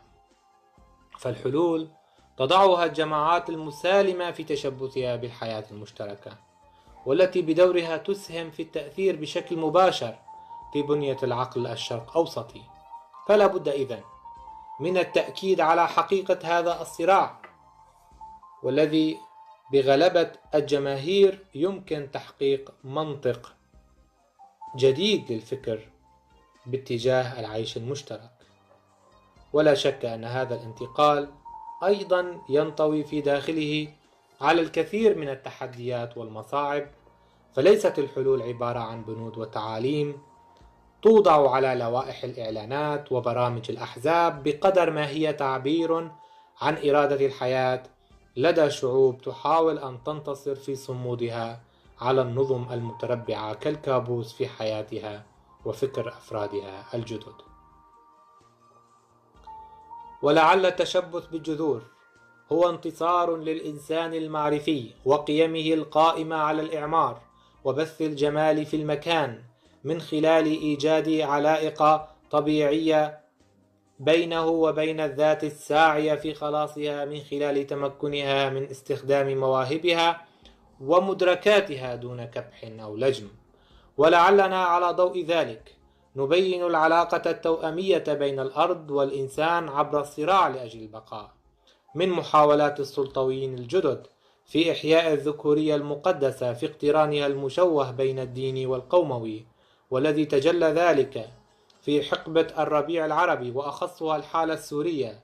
لهذا نجد التعبير عن هذا النمط من الصراع هو في حقيقته انتصار كبير لقيم الحضارة على قيم التوحش والبداوة، حيث ينمو الإنسان في ظل هذا الصراع المباشر والمستفز في طبيعته، والذي يولد في ذاته الكثير من التساؤلات عن نمط حياتين، أحدهما قائمة على تحدي الإنسان في قوته وعيشه واستقراره، وأخرى مضادة تعمل على الصمود بوجه تلك القوى العازمة على استغلال وإماتة روح التفوق لديه. وهنا يمكن أن نبرر جدوى هذا الصراع لأجل إنقاذ الحق من ربقة النص المقدس الذي تتلاعب السلطة في مضامينه لجر الغافلين إلى الارتزاق واستخدامهم كوقود عبثية. فعمل الأحرار في ظل الأرض هو التشبث بحقيقة القيم المستقاة من الدفاع عنها وبذل كل ثمين لأجل بيان المسعى المعرفي من بروز الابتكار كحقيقة لرغبة الكائن الحر في العمل وبناء الوطن. فالله وفق حقيقة هذا التشبث كامن في الحب وليس في نصوص الدم التي تحض على الكراهية وقتال المختلف، وهو الوجود في جماله وسحره وعراقته، وهو المعرفة في قيادتها للمجتمعات لسبل التنمية والازدهار والعمل بمتطلبات النهضة والبناء. فبعودتنا للحديث عن علاقة الفضيلة بالسياسة، نجد عجزها عن تحقيق الحماية للجماعات التي تعيش المجاعة والحروب الأهلية والأزمات الإقليمية، حيث تقود القوى الاقتصادية الحروب، فتسعى لنبذ مفهوم الحماية الذاتية والتي تسعى لها الفئة المنكوبة لصالح انتصار مفهوم الربح والمنفعة، حيث تغدو الديمقراطية مجرد شعارات كلامية تتستر على الانتهاكات هنا وهناك، حيث نجد الحرب في ماهيتها انحيازا لمن ينتصر، تاركا وراءه الأثر البليغ من الاستنزاف والعبودية والدمار. فصناعة الألم والموت هما عدوى نقلتهما السلطات الشمولية لجماهيرها وأحزابها، وباتت نوعا من الإذلال الروحي والفكري لتقديم المزيد من القرابين والأضحيات لصالح وجود الاستبداد الذي بات الورم السرطاني الكبير، والذي يمكن أن نقول أنه المنافس القديم لأي علة مجتمعية أو ثقافية أو اقتصادية يشهدها العالم. ولا شك أن مقولة العالم المتمدن أو الحر مشكوك بها، إذ كثيرا ما تمتثل إجمالا للإبقاء على النظم المستبدة لأجل الإبقاء على مصالحها، ليصبح التستر على القاتل والقتيل عملها الاضطراري المفضل. إن عجز المنظومة الدولتية على تغيير هذه النظم يلزمها البحث عن مصالحها المادية في المنطقة، استنادا على ما تفرزه هذه النظم من فجوات واحتقان كبير بين شعوب هذه المنطقة على المدى البعيد. إن هذه الفجوات تتضمن خلافات دينية تتجدد ونزاعات سلطوية جذورها من الماضي البعيد يتم تحديثها لتغليف العقول عبرها. فإن استحضار الماضي بصوره الوحشية استطاعت القوى الكبرى صناعته استنادا لخلفية شعوب الشرق الأوسط ولا شعوره الجمعي،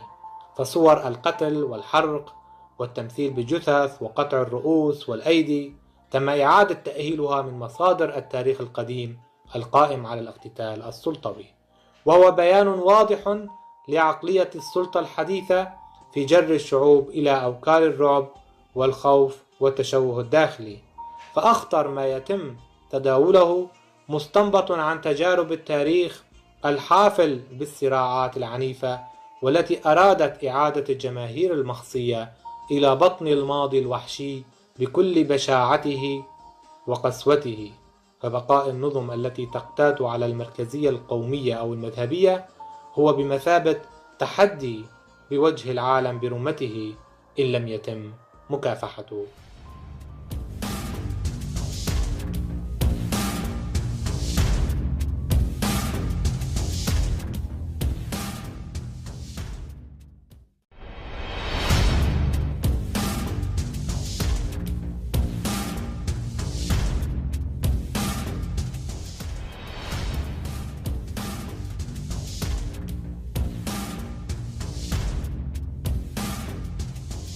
الغريب أن تجتمع دول بعينها تحت يافطة مكافحة الإرهاب والتطرف، وهي في الآن ذاته مصدر وممول رئيسي له. أمام ذلك لا نجد القلم باستطاعته أن يضفي تغييرا واضحا، والأعين السلطوية ذوي النفوذ والهيمنة تتجه فقط إلى كيفية استعباد الشعوب والحد من تطلعها للحرية والانفتاح.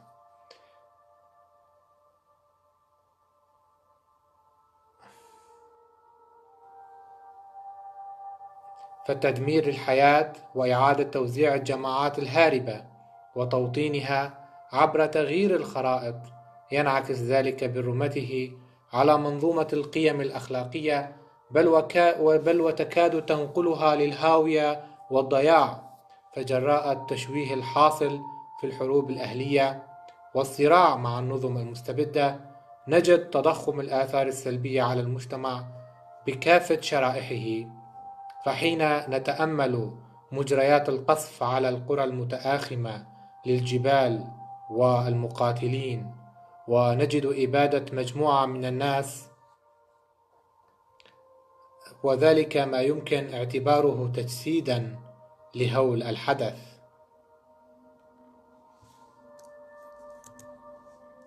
إن وحشية السلطة وإرهاب الدولة التركية يعد الوبال الحقيقي من أي إرهاب يمكن الحديث عنه على صعيد جماعة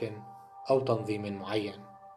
نظرا أنه ما من دول قادرة على أن توسمه بالإرهاب أو تقاطعه حينما يكون بينها علاقات اقتصادية منفعية تجيز لها فعل ما تريد. هل ما هو جلي في المثال التركي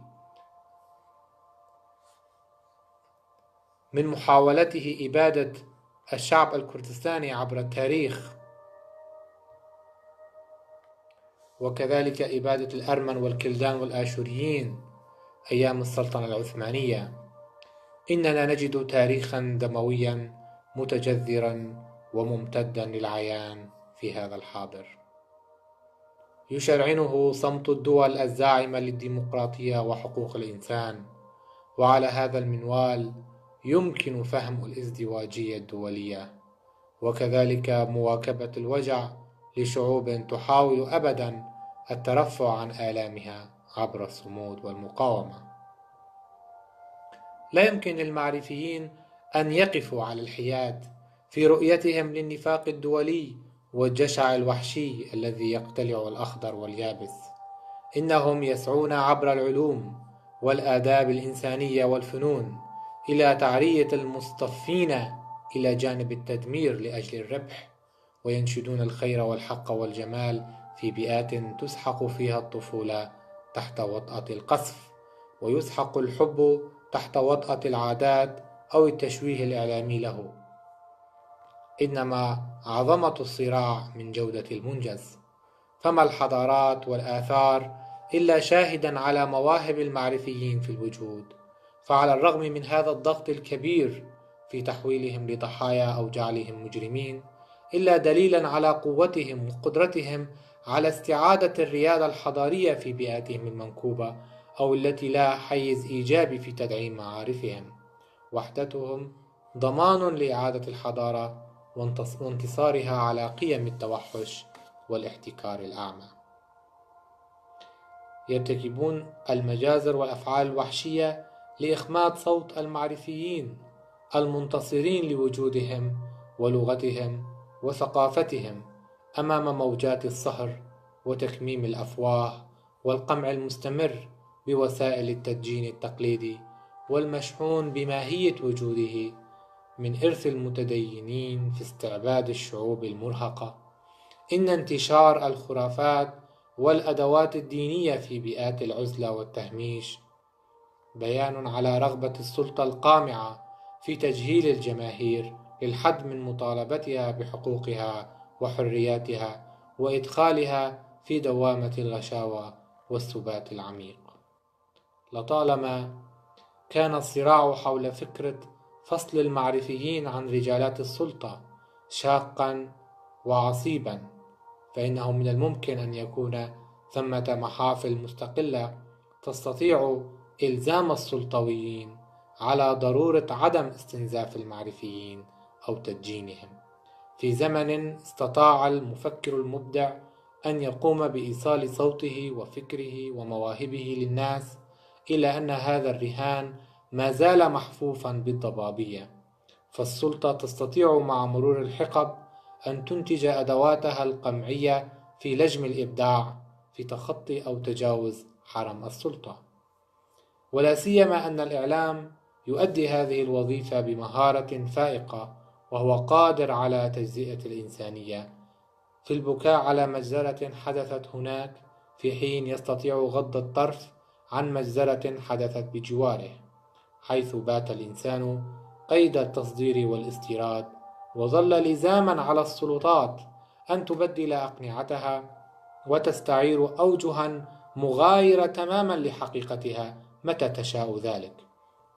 فغايات الاستبداد السياسي كامنة في بعث الخوف والتقسيم الاجتماعي بين جمهور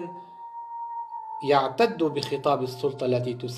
تسوق مثالا الأمجاد القومية، وبضرورة الحذر من المكونات الخارجة عن الحالة القوموية تلك بوصفها خطرا على الوطن. هذا ما سوقه الخطاب القومي العربي في وصف المكونات غير العربية بالعميلة والساعية أبدا للنيل من الأحلام الوحدوية، وكذلك الاتصال بأعداء البلاد بغية تقسيمها، كما الخطاب التركي العنصري الذي اعتبر كل الشعوب التي تعيش في تركيا باعتبارها شعبا تركيا واحدا،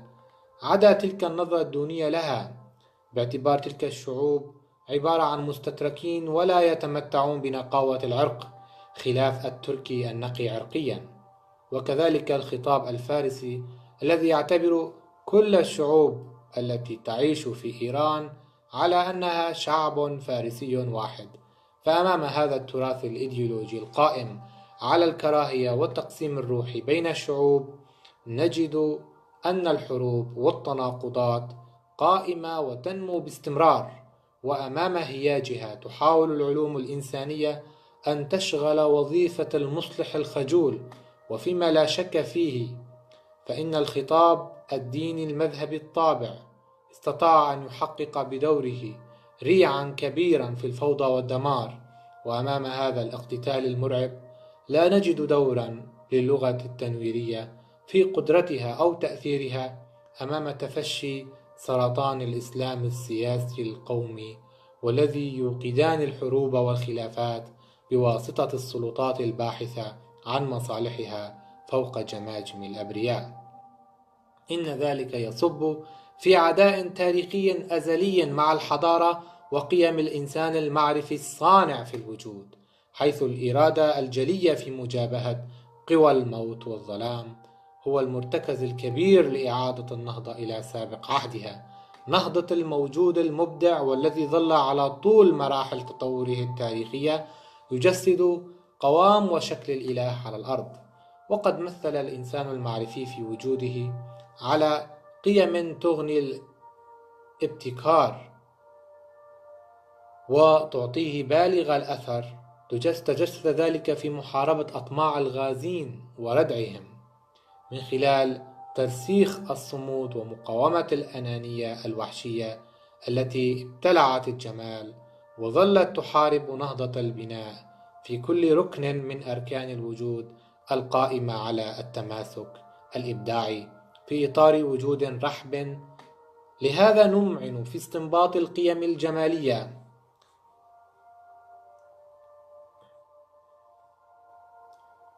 إذ أن الأساليب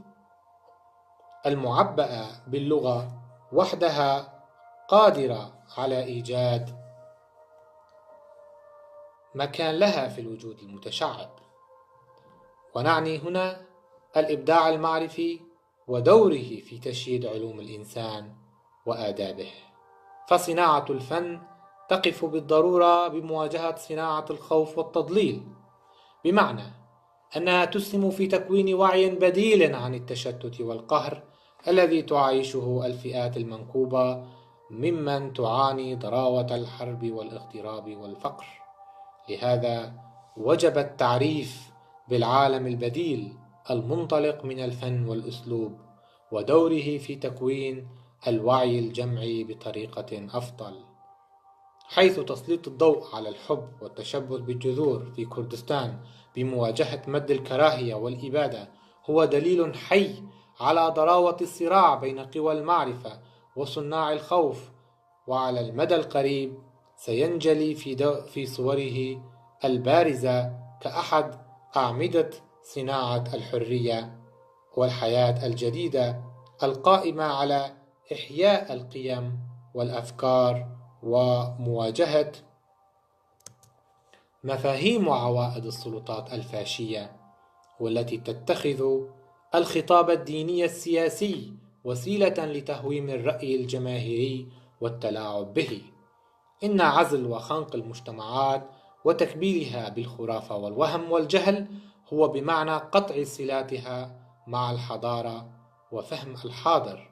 إن سعي القوى المضادة في مواجهة تحدي السلطة القامعة يمثل دور المعرفيين في مواجهة تلك العزلة الخانقة ومعرفة سبل تجاوز هذا العقم الفكري الذي سببه الخوف. إن سلوك الفكر الفلسفي التنويري مسلك العمل ومحاولة السعي للتغيير وفرضه بمختلف السبل هو جهد معرفي جلي لمواجهة السهر والاغتراب، ويدخل في موج الصراع الكبير القديم والمتجدد أبدا.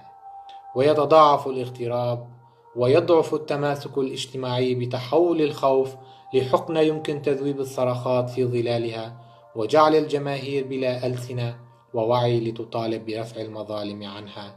ونظرا لحالات الإبادة الثقافية والإيديولوجية التي تفرضها المنظومة الشمولية بوجهها الفاشي،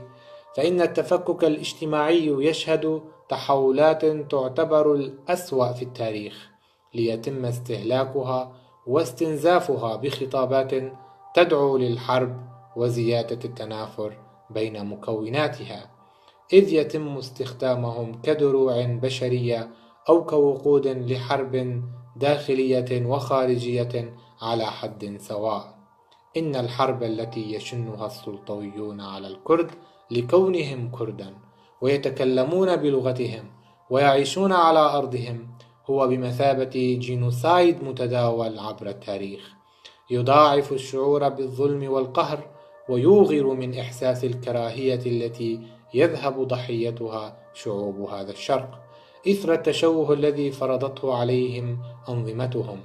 وهم على هذه الصورة الراهنة مطالبون بأن تكون أجسادهم وعقولهم أدوات بيد هذه المنظومة لاستمرار هذه الحرب دون هوادة،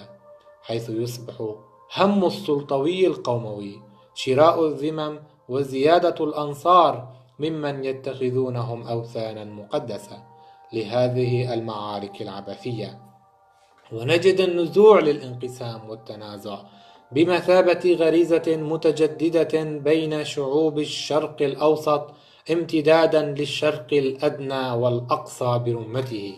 إلى أن تسليطنا النظر حول الشرق الأوسط هو بمثابة العين الأكثر تجسيدا، فالأزمات التي فيه معقدة وشائكة، ولا سيما أن رابع أقدم قومية تعيش ضمنه مجزأة بين 4 دول.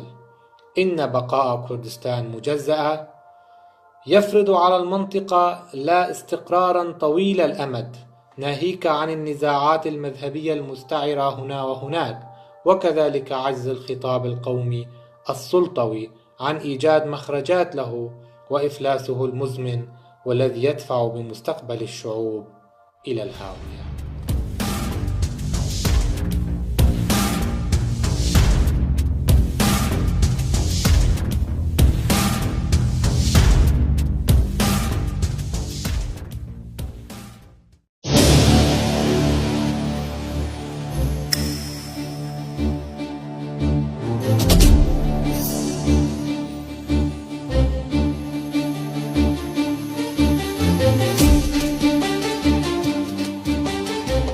نجد أن غريزة الانقسام جلية في أوساط المجتمعات الشرق أوسطية عموما والكردستانية خصوصا، كون ذلك يجعل المنطقة المستعرة وبالا على بعضها البعض دون التوصل لحياة أكثر تنظيما ووصولا للجلوس لأجل تأييد القواسم المشتركة التي قد توحد أبناء القضية الواحدة أو اللغة الواحدة، إلى أن الحل المعرفي يكمن في تجاوز العقلية القومية بتركيبتها السلطوية للانفتاح المشترك بين هذه الشعوب المجاورة والمتداخلة ببعضها البعض بحكم التاريخ والجغرافيا. نجد هذا المخطط معبأ بضراوة عقلية الإسلام السياسي التي تقودها النظم الشرق أوسطية على نحو من القسوة والفظاظة وبث الرعب في دواخل أفرادها وزجهم في أتون صراع لا يكاد يتوقف. فالخروج عن العزلة والتهميش المفروضين يمثلان الحدث الأكثر ضراوة في المشهد السياسي والاجتماعي الكردستاني، والمسير بالحياة إلى إطار من الصراع لمواجهة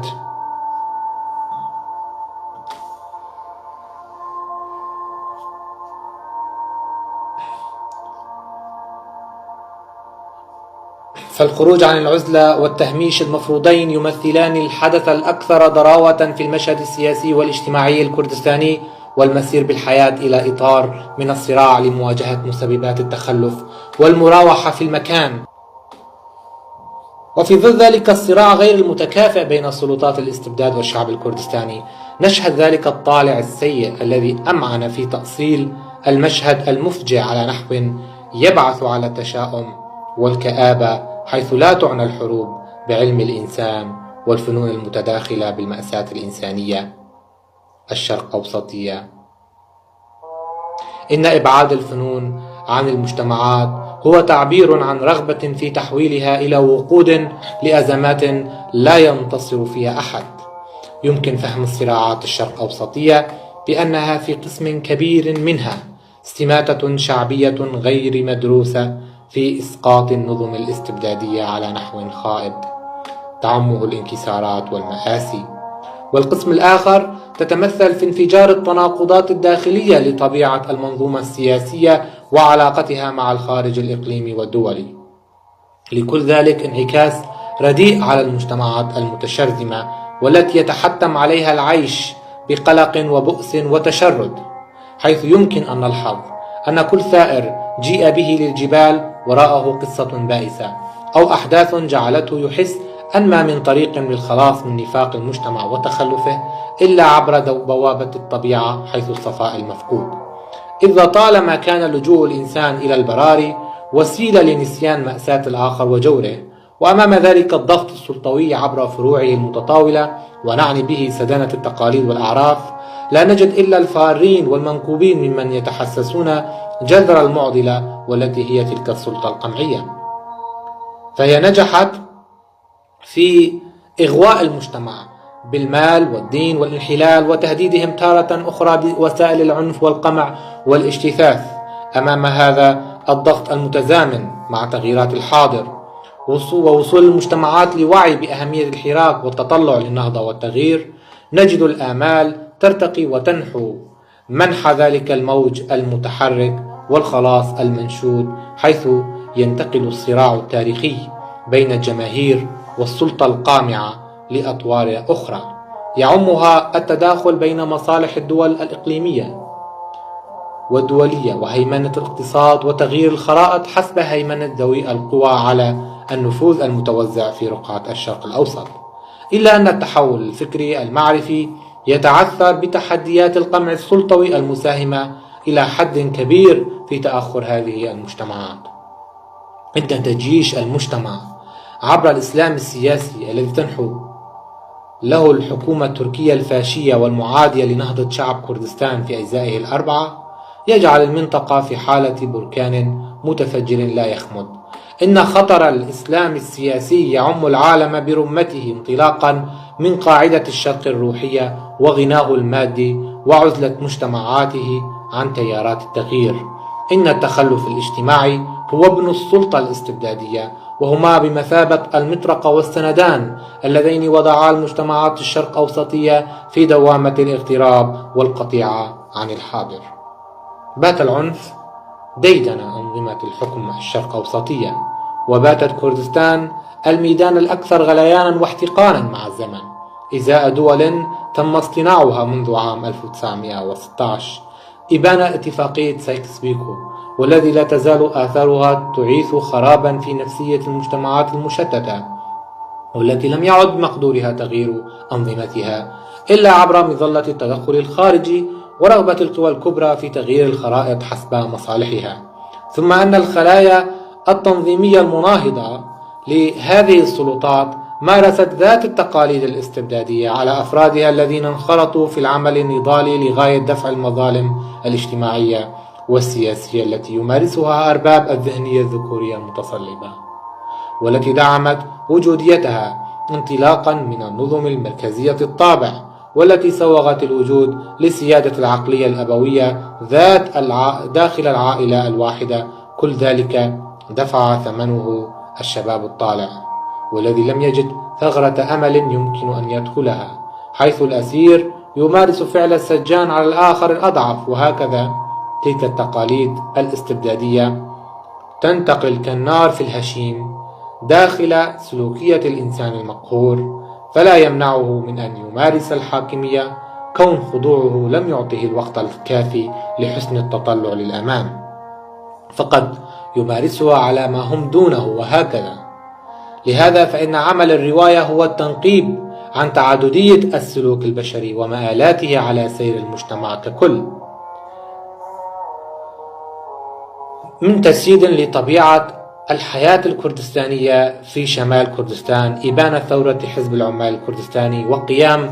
الدولة التركية في تقسيم المجتمع إلى فئة تحمل السلاح بوجهها وأخرى تتحول أداة لخدمتها. فوجود الارتزاق مقابل الثورة جعل المخاض عمليا أكثر عمقا، وباتت المآسي تتصاعد أكثر ليدفع مآلاتها القرويون البسطاء ممن لم يجدوا حلا يجعلهم في مأمن. وكذلك فإن إرهاب الدولة ساهم إلى حد كبير في تضخيم المشكلات وتشعبها مع الوقت، الأمر الذي ساهم في إحياء الخوف كمنظومة تدير الحياة وتزيد من العنف والتشرذم، غايته الحرب على الجذور الثقافية والاجتماعية لكردستان والاستماتة في كسر إرادة الإنسان الكردستاني. لعل ديدن الأمم السلطوية ممن تتسلح بماض دموي هو المضي قدما لاستعباد الشعوب الخاضعة لسيطرتها، يبان ذلك في ذهنية النظام التركي وثقافته القائمة على الكراهية واجتثاث الشعوب غير التركية وصهرها في بوتقتها. تبقى تلك الذهنية عائقا كبيرا في التحول الديمقراطي والمسير للأمام بخطى نهضوية. لهذا فإن التأويل النقدي يسهم في بلورة ذلك كمشروع فكري مستمد من روح الأدب ووجدانه الفني. هذا المشروع بوجوب بث روح الحب في الوجود والانتصار على الخرافة عبر المعرفة، وما تلك الكراهية التي يبثها القمع المستمر إلا تجسيدا لهالة الجهل التي لا تنفك تحاصر مسيرة الإنسان المعرفي في الوجود. يتم الإعداد لمعركة المواجهة مع العدو المهدد لقيم وحياة شعب عريق يقيم في أرضه التاريخية. في الآن ذاته تتجسد عبر حمل المرأة للسلاح لجانب الرجل، وهو تجسيد لحرب ضد الذكورة. الحرب من أجل التغيير وتحقيق الإنصاف يتم مع تلك الرغبة في حرية الأرض، ولعل حرية الأرض لا تكتمل إلا بحرية الذات وتحررها من عيوبها وتحللها ورغبتها في الانعتاق والخروج عن متاهة الاغتراب والشعور بالعجز. فالحرب من أجل المساواة تتحقق في ظل إيمان المرء بالذات وقدرتها على تحقيق النجاح عبر التشاركية في صنع الحياة الجديدة. فنشدان القيم الطبيعية والتعريف بالحب السامي كمبدأ أعلى من الغريزة المعتادة هو في سياق رحلة البحث عن الأسمى، ولعل الطبيعة تعمل على تهذيب الذهن في استعداده لخوض معارك الحق والواجب واقتفاء حقيقة المعرفة والحب في ظله، وهو بمثابة منطلق لفهم علاقة الموجود البشري بالوجود استنادا لهذا الصراع المستميت للتمسك بالجذور والخصائص الحضارية في ظل هذا التكالب القمعي على سعادة وهناء الجماعات المقيمة في رقعة جغرافية تنشد الطمأنينة عبر وحدة مكوناتها وانسجامها الجغرافي والمعيشي. لقد ساهمت النظم الإقصائية في تأصيل الجهل وتوظيفه كأداة نوعية في استهداف الأفراد، وهذا جعل المجتمع يتصدع بفعل هذه الهجمات الكبيرة والكراهية التي يتم صنعها وطبخها في مطبخ الفاشية السلطوية ودورها في تدمير البنى المعرفية للشعوب. والوطن هنا هو الوجود الذي يتم الولع به منذ اقتران الذاكرة به في أطوار نشوء المرء الأولى. فلا يمكن الفصل بين ذلك وتلك المحاولة لصون تلك الرقعة الوجدانية التي يستمد منها المعرفي مواهبه ورؤيته للحياة ككل. إذن الوطن هو الوجود الذي يتم الولع به منذ اقتران الذاكرة به في أطوار نشوء المرء الأولى وتعلقه بالبيئة التي ترعرع فيها. إن صناعة الأحقاد عبر قمع الشعوب وتجزئتها ظل وسيلة مدمرة لاجتثاث روح الحياة التشاركية، وقد عرقلت كل حل أو بناء، حيث ظلت النظم الفاشية تستورد الكراهية وتضخها إلى جانب إمعانها في فرض الخوف كنمط للحكم والهيمنة، مما جعلت الجماهير تغوص في متاهة من الاغتراب، منها ما استخدمت كأداة للقتل بخاصة المقربة من الفئة السلطوية بحكم الطائفة أو العرق مقابل تلك الفئة المسحوقة والمهددة بالفناء. هذا التصارع لم يبقي من أثر محمود في إمكانية العيش المشترك القائم على قوانين تنصف كل الفئات والشرائح. على عكس ذلك فإن البنية الاستخباراتية لطبيعة هذه النظم عمدت على نشر الرعب والفزع وتكبير الإنسان وحصاره في قوته ومحاربته على انتماءاته، لنجد في ذلك سبيلا لسبر نفسية الحاكم السادي. إن انعدام الأمان والشعور بالخطر يلخص العلاقة بين الحاكم والمحكوم في ظل الأنظمة التي تتحدى الشعوب ببطشها وجورها، حيث تتوقف المجتمعات عن تقديم الأفضل لحياتها معرفيا بوجود نظم ضد المعرفة ويقظة الجماهير، بل تعمل بأدوات قديمة ورديئة وسلوكيات وحشية على الحيلولة دون التحول للرفاهية والديمقراطية. ذلك يعيق الأفراد على تجاوز المراحل المفترض تجاوزها من الزمن الجدير استثماره بالتفكير والنقد وتحسين الأدوات وجدتها. فالمنظومة المفككة والفاسدة ينعدم التماسك في أوساطها، ينعكس ذلك بطبيعة الحال على التنظيمات والمؤسسة والعائلة. لهذا تغدو المجتمعات ضعيفة وخائرة يسودها الاغتراب، حيث مهمة التسلط هو تفكيك المجتمع وزيادة أزماته لصالح تماسكه واتحاد مؤسساته الأمنية وتوسع رقعة عملها داخل حدود الدولة وخارجها. وهنا تضيق المساحة على القاطنين من خلال الحواجز والتعقيدات التي يتم إقامتها لزرع الرهبة والخوف غير آبهة بالشعب وحياته المهددة بالتلاشي مع الوقت.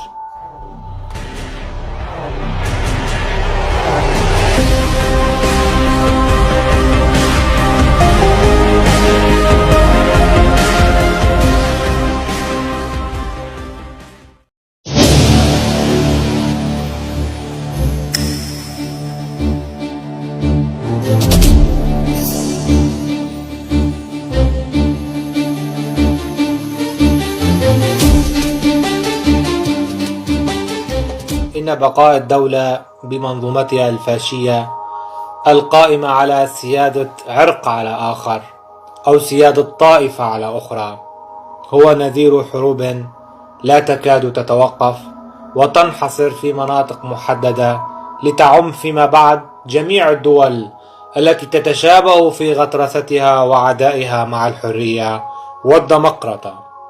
إن الإمعان في الحديث عن مأساة المجتمع في ظل السلطة الفاشية هو ما تجيده الرواية الواقعية، وتستطيع أن تجعل من الحدث وثيقة وجدانية تقوم بالتأثير النوعي على ذائقة المتلقي، لتعرفها على مرارة العيش في ظل الجور والفساد المطبقين على مفاصل الحياة الاجتماعية والسياسية لكردستان عموما، والشمالية منها الخاضعة لتركيا على نحو خاص. إن لحظة الغضب الجماهيرية تزداد مع ازدياد شعورها بفداحة الظلم والمعاناة التي ترتكب بحقها مع الزمن. إن الاجتثاث والصهر الدائم هو ما جعل الخوف خبز الدولة التركية التي تهبه لتلك المجتمعات غير التركية بصفتها مجتمعات يجدر بها أن تقتنع بحقيقة أن تكون تركية، وإلا فلا مكان لها في تلك الرقعة. إنه استبداد محاط بإيديولوجية الكراهية والاحتقار العنصري يتم غرسها في أذهان الأجيال، وتسهم في نقل تركة المظالم من عصر لآخر. تلك العقلية ما لم تتغير ستدفع بالكثيرين وقودا لتلك الحرب الإيديولوجية التي هدفها طمس معالم تعايش مشترك، حيث يمكن شراء الجماهير عن طريق المال ودفعهم ليكونوا مأجورين يقومون بقتل بعضهم البعض وزج الذين يرفضون ذلك في السجون والأقبية، حيث المال يعني الانصهار في البوتقة التركية، والخوف يعني الموت أو الاعتقال. إن تلك المظالم جعلت الشعوب تسير إلى طريق مظلمة، حيث بتنا ندرك أن وحشية هذه المنظومات الشمولية تفوق قوة الجماهير المغلوبة عن أمرها في قدرتها على دفعها وإسقاطها. لهذا لم يكن إلا التدخل الخارجي والاستفادة من تناقضات مصالح الدول الكبرى كوسيلة لإسقاط النظام الاستبدادي. عداه لا يمكن دفع الظلم وإجراء التغيير، وهنا لا يمكن ضمان أن حدوث التدخل الخارجي والفوضى الجماهيرية قد يستطيع تغيير هذه النظم بنيويا. ذلك يحتاج لعدة ثورات ضارية حتى يغدو بالإمكان الحديث عن انتفاضة ذهنية تستطيع تغيير العقلية، وهذا شيء عسير. إن عداء الشعوب يسهم في زيادة تدميرها مع الوقت، حيث لا تدرك النظم المركزية استحالة إخضاع الجماهير عبر وسائلها التقليدية، كما أن تجهيل العوام وتخديرهم دينيا قد يساهم أكثر في وضعها كأدوات لتنفيذ مخططات الدولة خارج الحدود. كأن تصدير الأزمات الإقليمية هو نتاج إفلاس وعجز تلك الدول على احتواء أزماتها. إن بقاء كردستان مستعمرة بين هذه الدول يعني تغيير بنيتها على المدى غير المنظور، كونه ثمة شعب غير قابل للسهر ويحارب بكل وسائله ويعاني الجور والظلم ولا يستسلم. إنه دائم التطلع للأفضل إسوة بشعوب العالم المتحررة، فما يعتمده الإعلام الاستبدادي هو جعل المرأة وسيلة اتصال جنسي وتسليعها على نحو يثير لعاب الشهوانيين، أي جعلها بمرتبة الحيوان. إلى جانب ذلك فإن النظرة الدينية للمرأة وفق منظور الدولة القوم إسلامية وكونها وسيلة للترفيه الجنسي والإنجاب الدائم، ذلك جعل الأنظار تتجه نحو الجانب الغريزي لما له من تأثير على تحول الأفراد للشذوذ والعنف، وهو ما حافظت عليه الأقنية الإعلامية لإلهاء الجماهير وإخضاعها لأمد طويل. إن تصدير التشويه النفسي هو دعوة للجريمة، حيث يعمل الإعلام على لعب أشرس أدواره في تحوير الذائقة وإلهاء الناس عن مشكلاتها الجوهرية وإشغالها بتوافه الأشياء، بل وتعميتها عن طريق الإسلام السياسي كما يتم اللعب عبره في الوقت الحالي.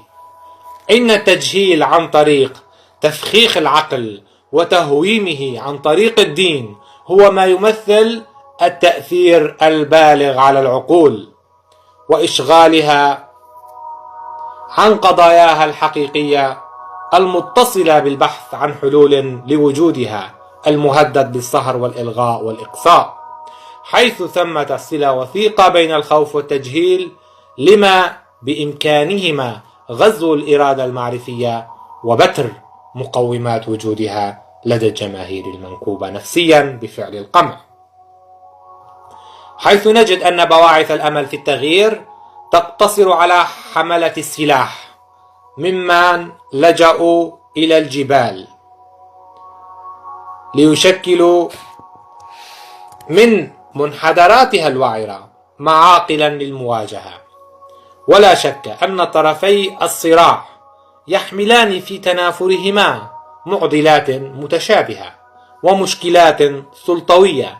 تلتقي عند مدى قدرتهما على كسب الجماهير بأشكال متعددة.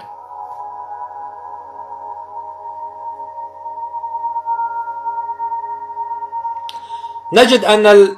الجنرالات الترك المولعين بالبطش شديدو التأثر بجنازات الجند، فلا يتأثرون إلا عبر الكاميرا ليتم صنع مشهد مؤلم حيالهم في إشارة إلى انعدام الثقة والولاء للهدف، سوى البقاء في أعلى الرتب والارتقاء دون محاولة لإيقاف هذه الحرب التي لا طائل منها سوى المزيد من الاستنزاف والقتل،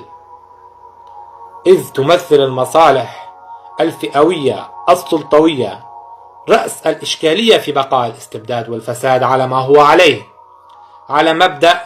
بقاء النفوذ والوجاهة على حساب وجود الكراهية بين المجتمعات. فلا التركي يرضى بحرية الكردي، ولا الكردي يستطيع أن يغفل الجرائم والويلات التي تعرض لها على يد التركي. ونعني هنا المنظومة السلطوية وأعوانها ومأجوريها ممن تعتمدهم أدوات لإحياء الكراهية والأحقاد لأمد طويل، حيث يتم التملص باستمرار من مسألة إيجاد حل لمسألة الديمقراطية والحريات، ويتم الالتفاف حول مطالب الجماهير وتنظيماتها، وتصبح الوعود ديدن هذه السلطة في بقائها، تلك الوعود الانتخابية الفضفاضة والتي تتبخر في الهواء حين الوصول للسلطة، دون إحداث تغييرات لو طفيفة في سلوك الدولة تجاه شعوبها. إنما لا يتبدل إرث الاستبداد والصهر الذي بات عقيدة الدولة التركية والإيرانية، ممن يحملان في مضمون خطابهما توجها عرقيا طائفيا خطرا. فأمام حالة الخداع الإعلامية يمكن أن يستدل المعرفي حول مواضع الخلل التي يتأثر بها الشعب.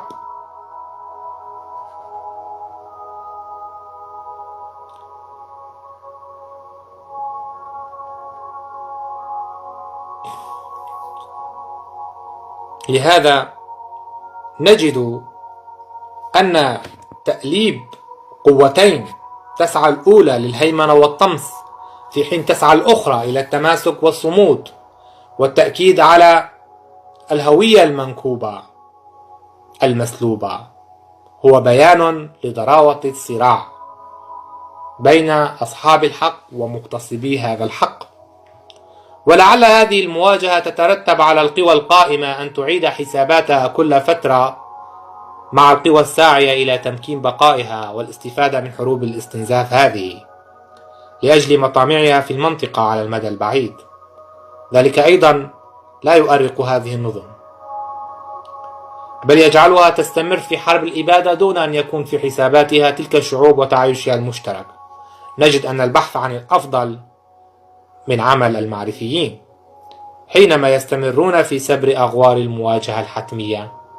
مع قوى العسف والجور ومنظومة الإقصاء المتأصلة تاريخيا وبنيويا داخل مجتمعاتنا، فحيث بإمكاننا البحث عن معرفة جديدة في ظل خراب دائر،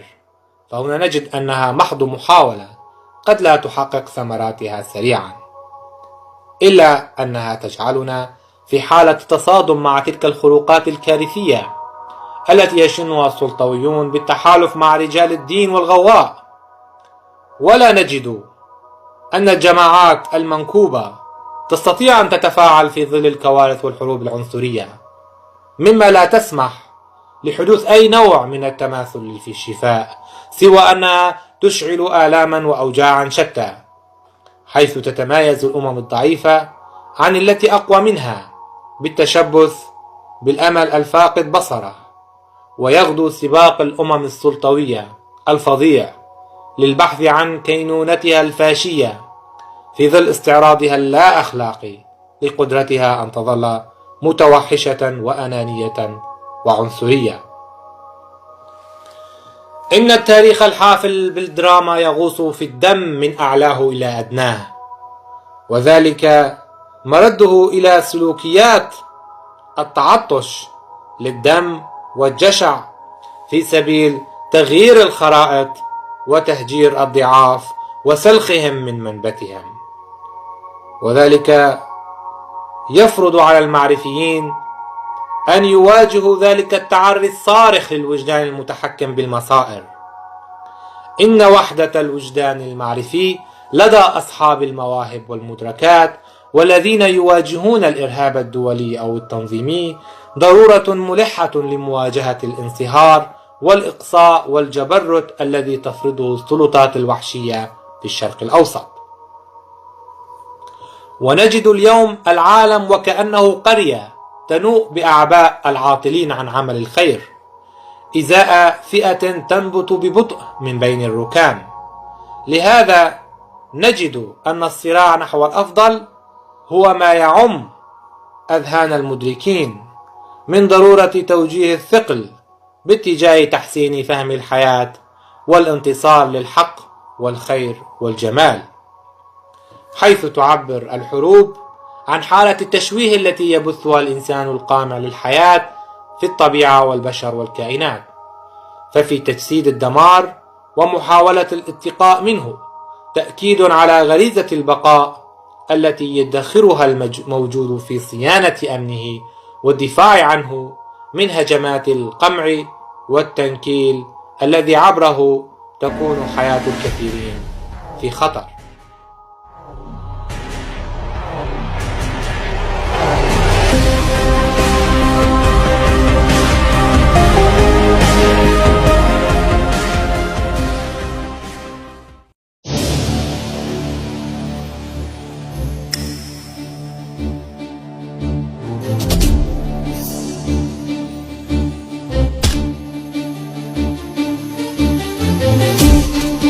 التحريض على الكراهية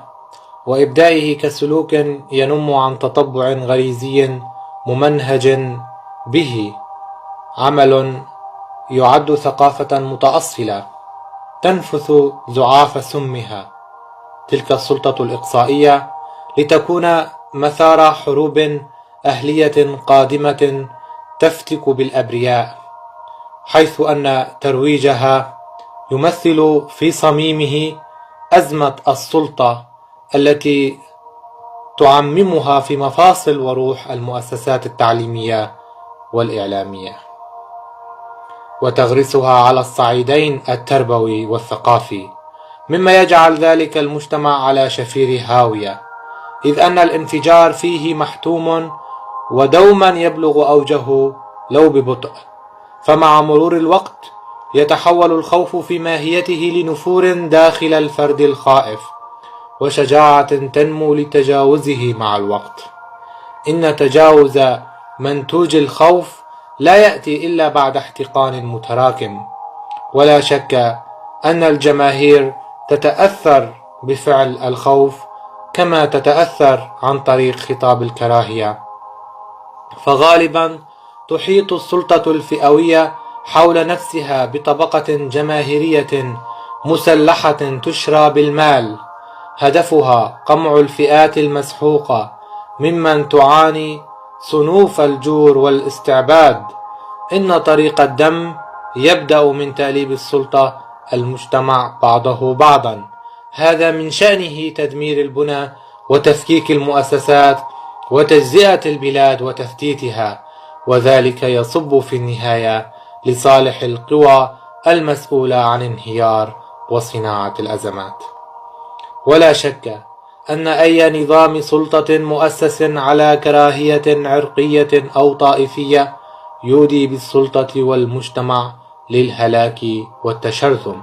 حيث تتوالد الأزمات الكبيرة من خلال هذا المنطق التدميري، ويسهم إلى الفوضى وإعادة الحياة من حالتها الجيدة نسبيا إلى حالة البدائية والتوحش البشري. فلا نجد التمثيل بالجثث وحرقها كيدا إلا نتيجة من نتائج هذه الكراهية الممنهجة التي تسهم السلطة التركية في جعلها وحشا ضخما ينشب أسنانه في المجتمع برمته. وغالبا ما يدفع الغافلون ثمن هذه الكراهية باهظا، هذا العنف الذي تمقته الطبيعة المسالمة للبشر وتستحوذ على روح السلطة المهيمنة، والذي يحقق لها العنف بقاء أطول في ظل كون يتخلله الصراع، فالضعيف فيه ينحسر ويندثر، والغلبة فيها للباطش القامع، حيث اعتادوا على تقلد نظرية القوة والترويع الشامل والدائم، مما تنتقل السلطة للمبالغة في استعراض قوتها إلى استثمار الكراهية وزرعها في صفوف المجتمعات عبر تعظيم السيادة العرقية وجعلها فوق بقية الأعراق الأخرى، بينما تظل الأعراق غير السلطوية منبوذة مطموسة تخشى التجلي وتعافه، كون ذلك يسبب لها الويلات والمآزق. إنها نظرة القوي فيما هو أضعف منه، أنه لا يستحق الحياة طالما هو ضعيف وهش، لا يستحق الحياة الأفضل، حيث الشعوب الضعيفة هي التي تنقرض ويلفظها التاريخ أمام بطش وجبروت الشعوب الوحشية. نميز بين نوعين من الشعوب: ضعيفة ووحشية. الأولى جعل منها الرخاء والنعيم وجمال البيئة لقمة سائغة بين الفئة الوحشية ممن تبحث عن حياة الرخاء وتهرب من ثهوبها الفقيرة التي تخلو من وفرة الحياة الجميلة والاحتياجات الأساسية، ولا تذهب خصائصها الوحشية وإن بقيت عهودا على تلك الأرض الخصبة باسطة هيمنتها.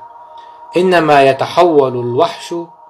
إلى طبع أساسي من طباعها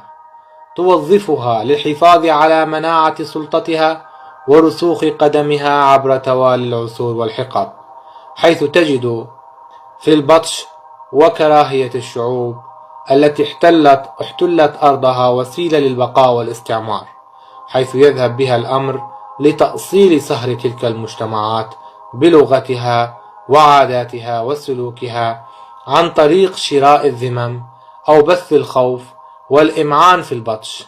لا شك أن منظومة السلطة التركية والإيرانية والبعثية العربية التزمت بالمحافظة على خصائصها الوحشية لتثبيت الكراهية واستثمارها لأجل غير مسمى، حيث ظلت الكراهية في عرف هذه السلطات وقودا جيدة لبقائها، مستفيدة من خلقها لتلك الفجوات والشروخات الاجتماعية، والتي بإمكانها تعميق الهوة وفتح الطرق باتجاه الأزمات والحروب الداخلية، والتي تستنزف الجماهير بلا طائل. تلك مؤشرات التفكك والانقسام، حيث يقود خطاب الكراهية تلك الدولة إلى الهاوية في ظل سيادة القوة وانعدام العدالة، والتي تدفع بالشرائح المنكوبة إلى المطالبة بحقوقها، والتمرد الذي يجعل الحياة أشبه بدوامة معقدة، فلا نجد حلولا يمكن أن تقدم عليها الشريحة المستنيرة والمهددة بالتصفية أو النفي. هذا ما يدفع السلطات الفاشية في إيجاد طبقة مرتهنة تجيد تسويق خطابها بطرق ناعمة لتدجين الجماهير وترويضها، تارة بالمال والمناصب، وتارة أخرى بالبطش والقمع. ذلك لا يتم بمعزل عن تنسيق كامل بين أنظمة الدول الإقليمية في سد أفواه مجتمعاتها عبر زيادة تجهيلها وحصارها متعدد الأشكال. ولطالما تسعى التوافقات الدولية لإبقاء الحياة في المجتمع المقموع كما هي،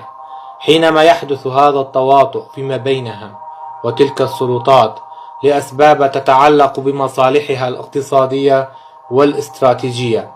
ولا انفراج في ظل هذا التواطؤ والتفاهم والسعي لإبقاء الإنسان مضطهدا. هكذا نجد تركيا تمارس قمع شعوبها على مرأى الدول التي لها علاقات اقتصادية وعسكرية معها، كما تفعل السعودية وإيران.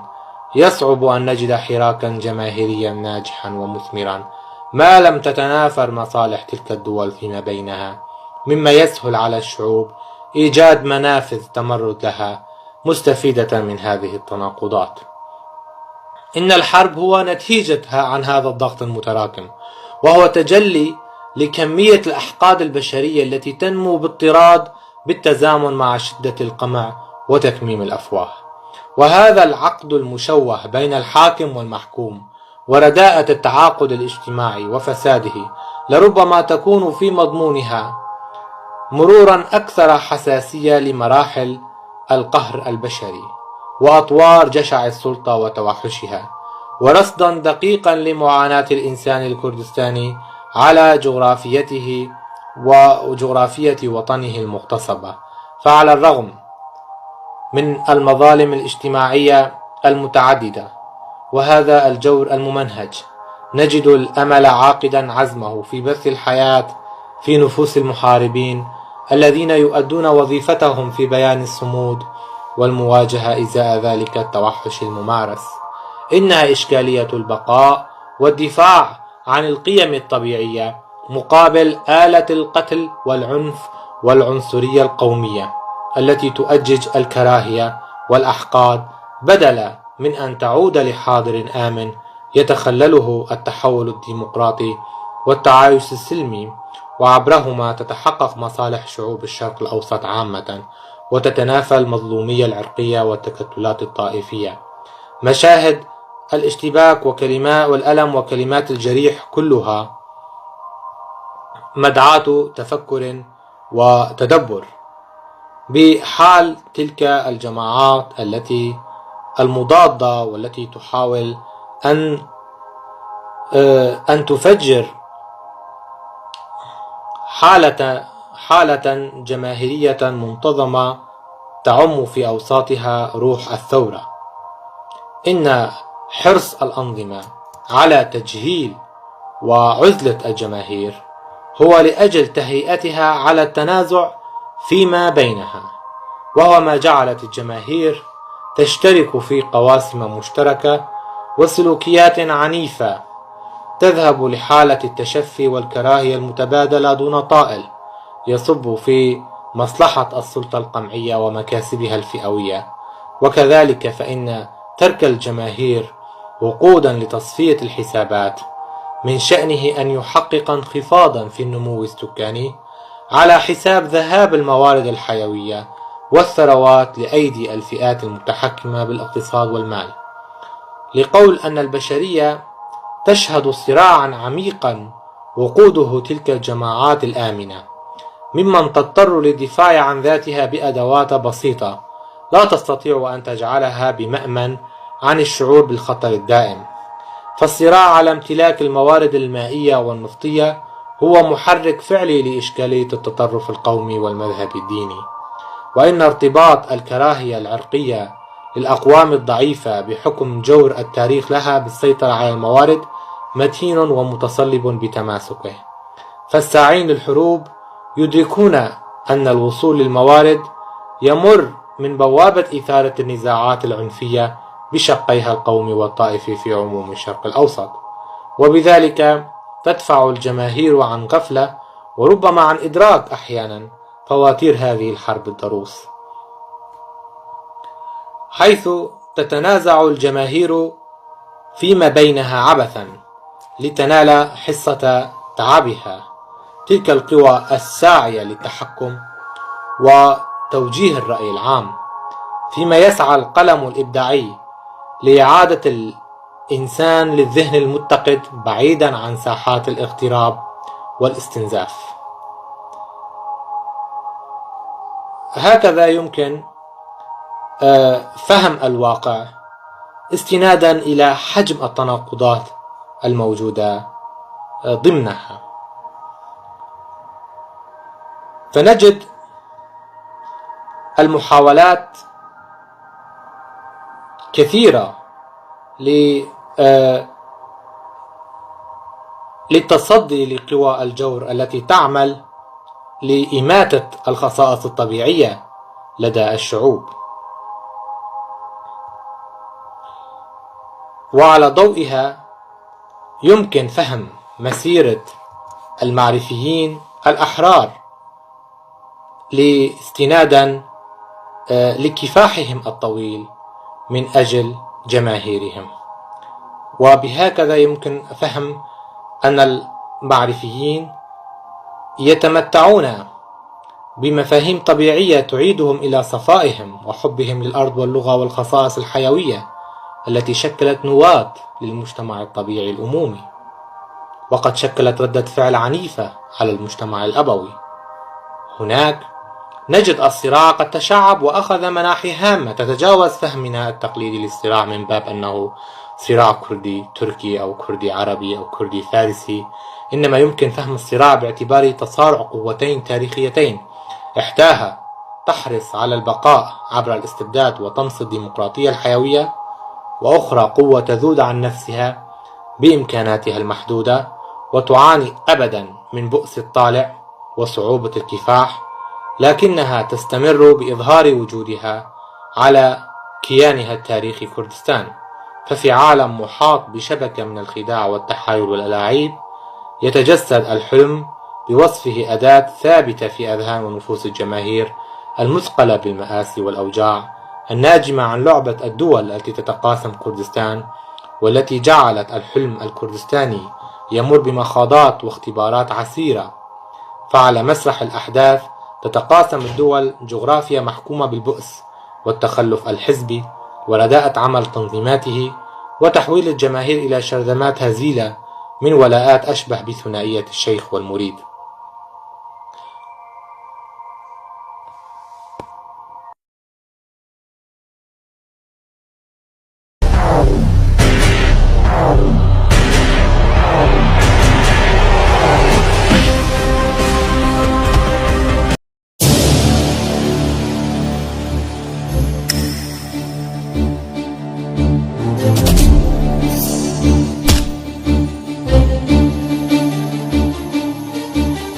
عملية محو المقدس وإزالته بات صعبا ويشي بمخاطر جسام في ظل رغبة السلطات في ترسيخها حفاظا على امتيازاتها. إن بقاء المقدس وتأصيله في ثقافة المجتمع يعد بحروب جديدة وميليشيات وقودها الأفراد القاصرين ممن هم محاطين بأرباب التنظيمات السلفية الموالية للسلطات الاستبدادية، حيث نتأمل السعودية، قطر، إيران، تركيا كنماذج إقليمية داعمة بشدة لهذه التنظيمات التي تحقق لها بقاء أطول وقدرة أكبر على شل حركة المجتمعات وإقصائها ذهنيا بغية إماتة شعور الديمقراطية لديها لصالح بروز الفاشية والتطرف الديني. أما دور التنوير والتوعية فقد بات خجولا على مختلف الصعد وغير قادر على أن ينأى بالأجيال من مغبة وقوعها في مصيدة السلطات الأبوية التي تحتقر في برامج عملها كل من الحرية والديمقراطية وصعود حقوق الإنسان بتجلياته الأبعد والأشمل. إن تضخم أزمة الهوية والانتماء وبروز الإشكالات العديدة هي من نتائج تلك السياسات السلطوية التي راحت تفتت المجتمعات وتذهب بها إلى مزيد من الضياع والانقسام على نفسها، وبذلك تتعدد بؤر العنف بشكل لا يمكن ضبطه، وذلك جعل الحياة مضطربة ومتفككة وذاهبة باتجاه الفوضى والانهيار. تلك الحالة تطفو على السطح مرارا وتعبث في المجتمعات المنكوبة أطوارا من الزمن، مما نجد في ذلك الانقسام بروز مشاعر النفور والاستياء والكراهية التي تدب في الأفراد وتجعلهم يتطلعون إلى تشكيل بنى رديئة ومضادة بشكل آني، ولا يسعفهم أن يشكلوا في وجه السلطة الفاشية أي قوة تذكر، حيث ذلك التكتل المنعزل والهامشي والذي يفتقد لخصائص واضحة قد يتمايز بها عن النظام السلطوي، وتغدو أدوار الجماهير منقسمة على نفسها في ظل هذا التسابق الفظ لإنتاج ديكتاتوريات متعددة يتقاسم أعباء نشوئها طرفا النزاع على حد سواء. إن احتدام المعارك والاختباء بين العدو وكذلك مساعدة القرويين لهم في الانقضاض على الأفراد الثائرين يجعل المرء يدرك صعوبة هذا الصراع ومشقته، فعلى الرغم من ذلك لا يفقدون الأمل في إنجاز الغاية التي جاءوا لأجلها. ويفسر هذا التكالب القوي ممارسات السلطة للحد من أي نضال ناجع يشن ضدها، حيث لا يتمكن الأفراد من هذا الصراع الدائر إلا أن يعيشوا في مرحلة إلهاء وإشغال تلك السلطة من أن تكون بمأمن. فالمجموعات القتالية تواصل عملياتها لبث القلق، وكذلك فلا نجد تأثيرها بالغا سوى دلالة أن بقاءها هو ورقة ضغط تثبت وجود القضية والمسح السامي. إن ظروف الحرب الصغيرة التي يعتمدها المقاتلون في الجبال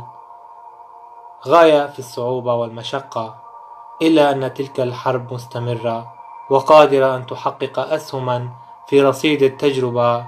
التي تعتمدها في بث الخوف والذعر، حيث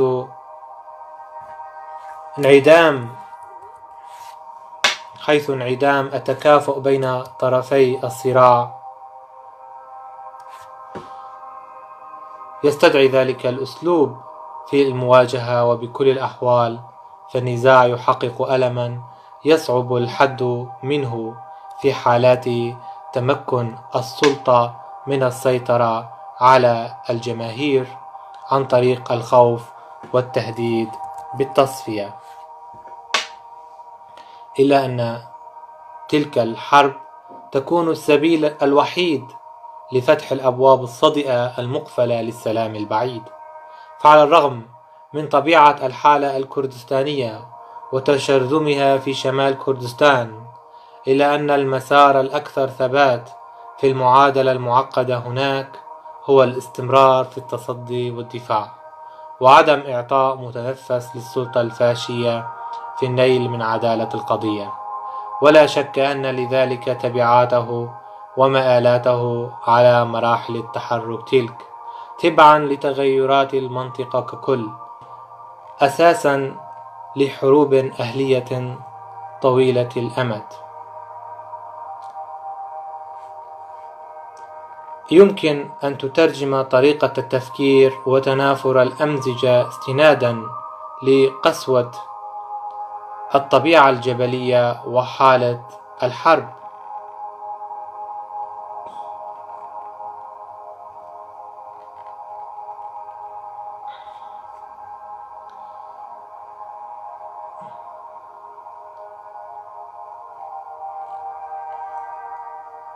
حالة حرب العصابات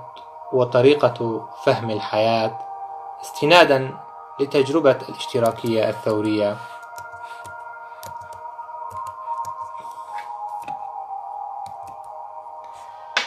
ومحاولة فهم طبيعة المجتمع الكردستاني في ظل النظام التركي الشمولي. لقد تم خداع الشعوب بزيف العلمانية التي لم تتخلص من عبوديتها لإرث التقاليد المطلقة المستقاة من تقاليد السلطنة العثمانية. خلقت نواة لمجتمع متفسخ أشبه بجثة متآكلة، حيث تتوفر مقومات التنافر والكراهية داخل مجتمعات محتقنة لا تتوفر فيها معايير الحياة التشاركية. وكذلك أسهم البغض في وضع حياة قائمة على الجور والفساد، تفتقر لأجواء الديمقراطية الجوهرية ومشيعة عسكرة الحياة، وجعلها أشبه بحياة تتخللها أجواء الطوارئ والرقابة على كل شيء، عدا الذين يقتاتون من الفساد والانحلال، فهم قادة مفاصل تلك المؤسسات ومروجو العنف المجتمعي عبر تشبثهم بإرث الفكر الشمولي ومنابعه الأولى. فالحكم العرقي جعل المجتمعات في خطر، وأبرز روح الكراهية وجعلها بنية العقد الخطر ما بين الحاكم والمحكوم. فالصراع بات لدفع المظالم التي تتعدد أشكالها وتمارس بهدف الإبادة السياسية والثقافية لشعب حي ويأبى الانقراض، وقد ظل يواجه الانصهار عبر توالي التحديات وصنوف الضغوط. ولعل أنموذج حرب العصابات تعبير عن حقيقة التطلع للحرية والاستقلال على الرغم من ضآلة الإمكانات وتشتت القوى على طول رقعة الوطن المقسم، إلى أنه وعلى الرغم من طبيعة الظروف والمراحل العصيبة التي لم تتمكن من انتزاع الرغبة في صنع عالم أفضل لمجتمع متمايز بلغته وجغرافيته وثقافته، إذ يحاول المعرفيون تحقيق رسالتهم في شتى أنحاء الوجود بطرائق شتى تتجاوز النظريات والمفاهيم الجاهزة وتتخطى التأطير الإيديولوجي لتسمو سمو المعرفة في حضرة الحب. إن طبيعة المعارك في الجبال تهب في الوقت ذاته تلك الروح المتشبثة بالحق، الحق في سياق البحث عن الحياة الأفضل خارج مناخات الجور والاحتقان. رحلة السعي باتجاه لقمة تسد الجوع، الانهماك في الوصول لحالة التشبع تلك، والمحاولة من النجاة من رصاصات العدو للانتقال لمحاولة متهالكة للتخلص من الجوع. الصمود بوجه العسكر والطبيعة القاسية، كل ذلك جعل المهمة أصعب، ومحاولة البحث عن قيمة تلك الحياة مبهمة. البحث عن التحرر الجوهري يشبه محاولة العثور على إبرة في كومة قش في حلكة الليل أمام سعي الثائرين للنجاة من الرصاص والجوع معا. يتحدث الجرح النازف إثر رصاصة طائشة حول طبيعة الحياة ووعورة مسالكها. يصبح الهم هو التفكير بالطعام والنجاة من كوابيس تنتقل في أروقة الذوات الهائمة على وجهها في ذرى تلك الجبال، حيث الألم الذي تجيده الرومانسية الثورية التي تصفها فروع العلوم الإنسانية وأخصها الرواية، والتي تلخص مسيرة البشر ومصائرهم إزاء بحثهم عن أسباب الحياة الأفضل. ماسي ورفاقه في هول مشهد يجسد أهمية الحياة في لحظات تبدو قريبة من الموت. العطش القاتل والجوع الفاتك وألم الرصاصة والخوف، كل ذلك مجتمعين لا يستطيع إخفاء الحب والرغبة في حياة ذات قيمة ومعنى. إن صراع الأمم الوحشية ضد بعضها البعض يتوقف بشكل مؤقت حينما تتضافر الجهود لصهر المجموعة العرقية ذات البنية الأضعف والمسالمة. هذا ما نلحظه في اتحاد إيران وتركيا والنظامين البعثيين في سوريا والعراق، ومعارضاتها التي تحذو حذوها في عدم ادخارها أي جهد لإحالة الحلم الكردستاني إلى سراب، حيث التعسف والجور يحول دون بلوغ المجتمع لرفاهيته. هذا التعسف بات جزء من منظومة ذهنية استوطنت أذهان الجماهير وحالت دون قدرتها على تغيير أنظمتها، كونها باتت آلة تفقيس وإنتاج لرموز ديكتاتورية تبرهن أنها تجسيد لحالة التشوه والانحلال التي تشوب المجتمع وتجعله يعيش في دوامة الاغتراب والعزلة. فالاغتراب وليد العجز، كما أنه وليد الإحساس بنشوة القهر الناتج عن معاناة متعددة الأوجه وتتشابه في ولوجها لعمق الإنسان وتفاصيل حياته، حيث يرى هيجل أنها انفصال الذات الإنسانية ككيان روحي تنفصل عن وجوده ككائن اجتماعي، كما نجده في موضع يقول في موضع آخر هو تنازل الإنسان عن استقلاله الذاتي وتوحده مع الجوهر الاجتماعي، وهو تجسيد لحالة المقاتلين ممن تنازلوا عن ذاتيتهم مقابل الانخراط بالقضية والغاية التي اجتمعوا لأجلها. إن فقدان الشعور بالحياة المعتادة والمألوفة هو إثر القمع الممنهج الذي ترتكبه السلطة الشمولية، والتي اتخذت من إنكار هويات الشعوب أساسا لرسوخ سلطتها، وهذا ما جعل الفئات المقموعة تفكر بحلول أخرى تتمثل في مناهضة هذا الألم والعنف بعنف مضاد تم اتخاذه كتعبير عن حاجات طوعية فطرية، وهي الحاجة للاستقلال والتحرر من التبعية كمفهوم وكمنظومة قائمة، حيث لا تغيير لبنى الأمراض الاجتماعية سلطوية المنشأ. واستنادا على ذلك لا يمكن حدوث انتعاش في قضية الإنسان المغيب في الشرق الأوسط، في حين يتم تجديد العنف المقدس استنادا للنص الديني متشعب التأويلات ليغدو الثوب البراق للسلطة والمجتمع في آن.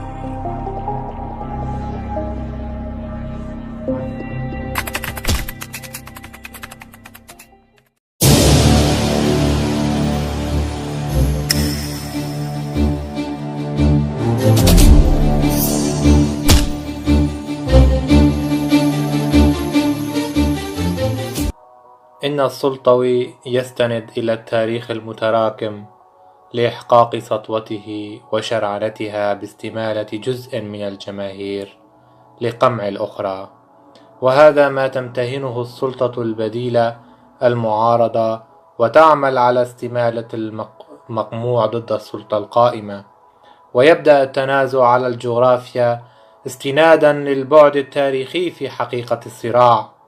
وهنا تعوم البلاد على بحر دم، وهنا لا يحتاج السلطوي للتواري بقدر ما يستند على إرث قابل للانتعاش وتحويل الماضي الجهنمي لحاضر أكثر جهنمية. إننا لا نجد أوطانا بالمعنى الجوهري للأوطان، وإنما نجد محميات مافيوية تديرها نخبة تجيد أساليب المكر والقسوة وتمتهن صناعة الاستبداد والفساد، وتفتك بالمجتمع وتعمل على تفتيته، وذلك استنادا لأحاسيسها ورغباتها وأمانيها المتبخرة في عباب المصالح الاستراتيجية. لهذا وجب التعريف بدور الإنسان المعرفي في أتون هذا الصراع العنيف بين قوى تعمل على استماتة الوجدان المدرك لدى الجماهير، وقوى تعمل على نزع فتيل الألغام عن مجتمعات تعاني مرارة القيد، بدءا من رفع كاهل الأغلال على عقول مخدرة بإبر المقدس، ومرورا بالاستبداد العامل على زج المجتمعات في أتون صراعات عبثية تحركها نوازع ورغبات القوى الإقليمية بإعاز من قوى خارجية تجد في البلاد مستعمراتها القديمة والتي تعمل على تحديثها بصورة متجددة، وتجد في تفكيك الدول وتفتيت المفتت وسيلة لبقائها غير المباشر، حيث العنف المركز الذي يزيد من الأحقاد وتوالد غرائز الانتقام، والتي تفتك بإدراكات ومواهب الأفراد وتزجهم زجا في أتون صراعات مجتمعية سلطوية لا تكاد تتوقف. هذا التعدد في بث أشكال العنف يورد لنا الكثير من المآسي التي تطبع بها السلوك الكردستاني، والذي بات الوجه العام لحياة تتزاحم فيها الصراعات والصدامات بفعل إصرار تلك الأنظمة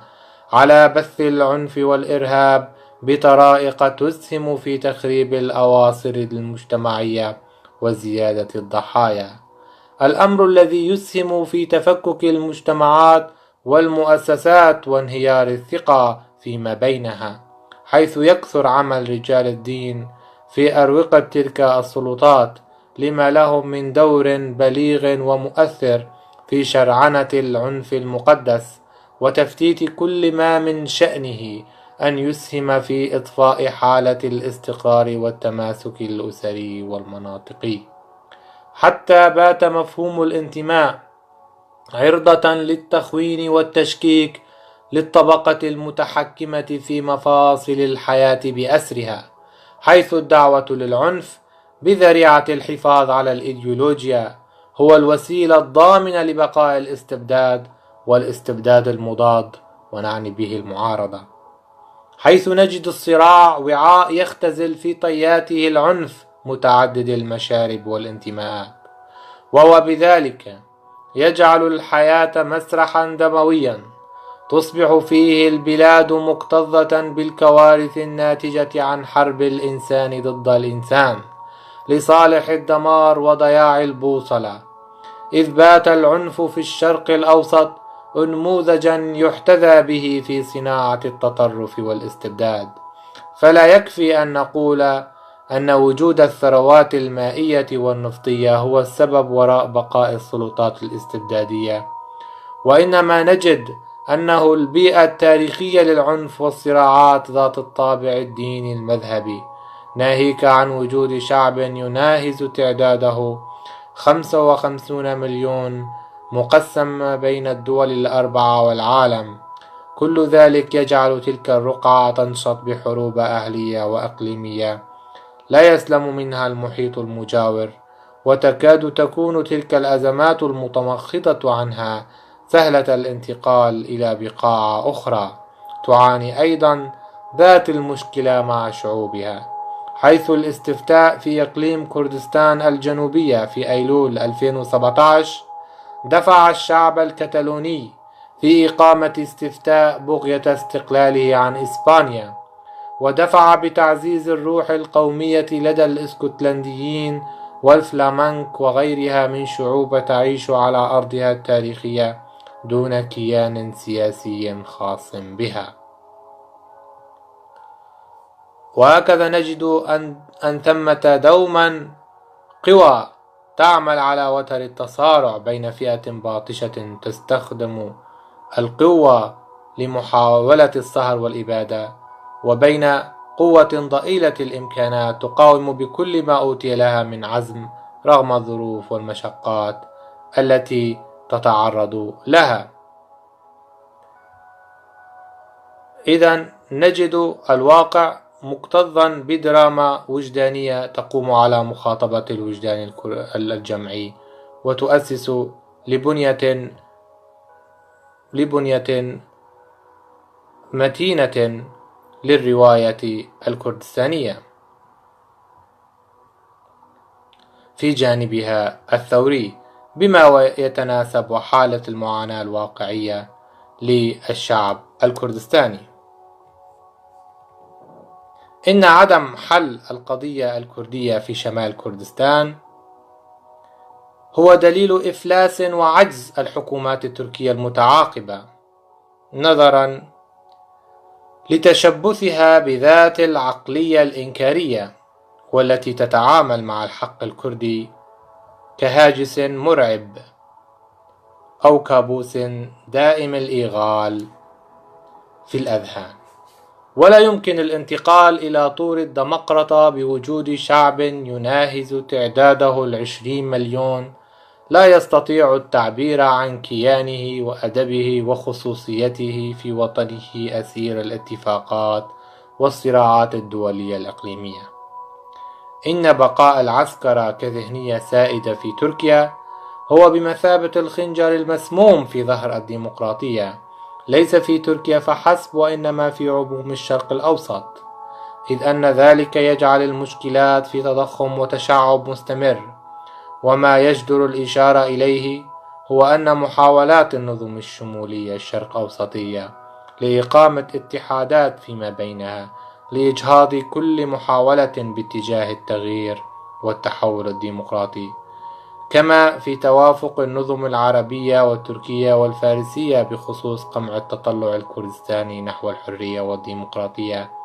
عبر صياغة شكل من أشكال الديمقراطية المتمثلة بنموذج الدولة الاتحادية اللامركزية، وتركيزها نحو بعثرة تلك الجهود ونسفها في أي جزء من أجزاء كردستان، حيث انتقال تركيا من العلمانية الكمالية الناكرة لوجود الشعوب غير التركية في مقدمتها الشعب الكردستاني إلى الإسلاموية الأردوغانية الناهجة ذات النهج هو بمثابة الاستشراف القريب لانسداد هذه الدولة الشمولية، وصولا بها على المدى القريب إلى التفكك والفوضى. فما جدوى تغذية المناخ العام بالاحتقان العرقي؟ إن ذلك بالتأكيد مضاد للتعايش، ويفسح المجال أكثر لضعف الدول وانقسامها على نفسها، حيث نشر العنف وممارسته سلوكا ونظرا هو أحد الأسباب الكامنة خلف ازدياد الأزمات البنيوية والثقافية والنفسية. حيث نشر العنف وممارسته سلوكا ونظرا هو أحد الأسباب الكامنة خلف ازدياد الأزمات البنيوية والثقافية والنفسية لمجتمعات غائبة عن حاضرها، حيث يعاني معرفيوها من شتى أشكال الإقصاء والتهميش، حيث النظر لأزمات الدول كونها مؤامرة خارجية هو تحوير للحقيقة العلمية وتشويه لها، ذلك أن الفكر الإيديولوجي القومي أو المذهبي أخذ أسسه من ثقافة وإرث المقدس في النص الديني، إلا أن ذلك يحتاج لقراءة موضوعية لنشره، وحث الآخرين على القراءة، وتحسس مواضع ما خفي من حقائق، إلا أن تضييق الحصار على الأفراد وزجهم في قوالب الفكر الشمولي النمطي باعد بين المرء وذاته، ناهيك عن البعد عن الموضوعية والتحليل العميق، وتشرب ثقافة السلطة والنظر إليها كثقافة مباركة مدعومة بسند ديني وأمر إلهي، حيث يتجلى عقم المعرفة في أوساط الجماهير التي استساغت خطاب السلطة الإقصائية وتوارثته جيلا بعد جيل، حيث الجانب النفسي المستعد للانفعال والانسجام مع الخطاب غير البريء بوصفه قادرا على توجيه الجماهير أينما ترغب وتحويلها إلى وقود لمعارك السلطة، حيث توظيف الإسلام القومي السياسي في السياسة الأردوغانية التركية يعتمد على ترسيخ القمع ضد الكرد للحيلولة دون تحقيق طموحاتهم في نيل الحرية والديمقراطية. كما نجد استغلال الخطاب المذهبي في إيران والقوم العروبي في سوريا والعراق، فالأزمات البنيوية لا تتوقف بوجود الحرب والعنف السياسي وتوجيه الجماهير نحو الكراهية. إن الصراعات العرقية تتجدد بتجدد الخطاب المتشنج والمحرض على العنف لاستمرار السلطة، لو على حساب حاجات ورغبات الأفراد في حياة تتميز بجودتها ورفاهيتها أسوة بالعالم المتحضر. للتساؤل مرارا حول المسؤول عن تضخم النزاعات وتحديثها عبر الأزمنة دون الوقوف عليها وحلها على نحو جاد، إلا أننا نجد تصعيدا دائما وشحنا عرقيا يفضي لمزيد من الشرخ والهوة المتمخضة عن حالة الإنكار والتهميش تلك، والتي شكلت النفق المظلم المتشعب في أروقة السلطة والجماهير، ومحاولات الأولى في الاستمرار على خطى من سلفهم نحو تدشين إرث القمع الممنهج. ذلك الصمود الراديكالي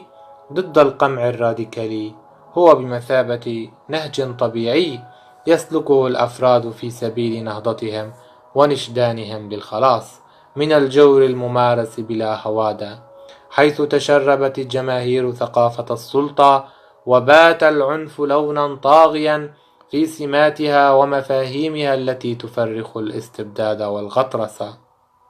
وهنا في هذا الصدد سنجد إجهاضا معرفيا في مستويات الفهم الفردي للعلل والإشكالات وطرق معالجتها.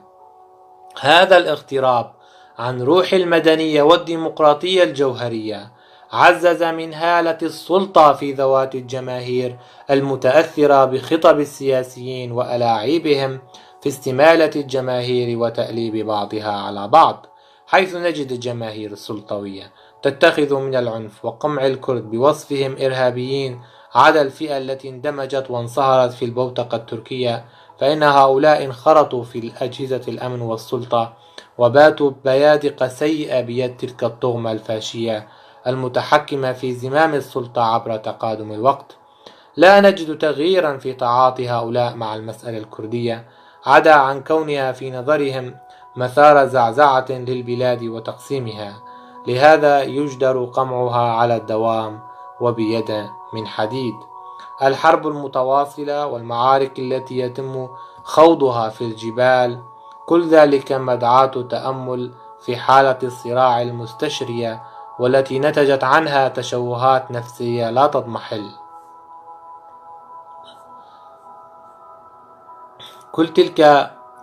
الانكسارات ترافق حياة الأفراد، فرصد سيكولوجية الأفراد في خضم هذا الواقع يكشف عن علل ترتبط في ماهيتها بالمشهد المؤلم لحراك الشعب الكردستاني في ظل تكالب النظم القمعية لمحاربة وطمس الهوية والثقافة وكذلك الوطن،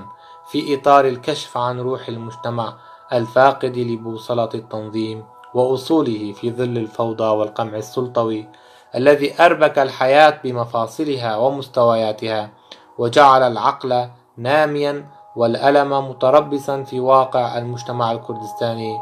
في كردستان الشمالية.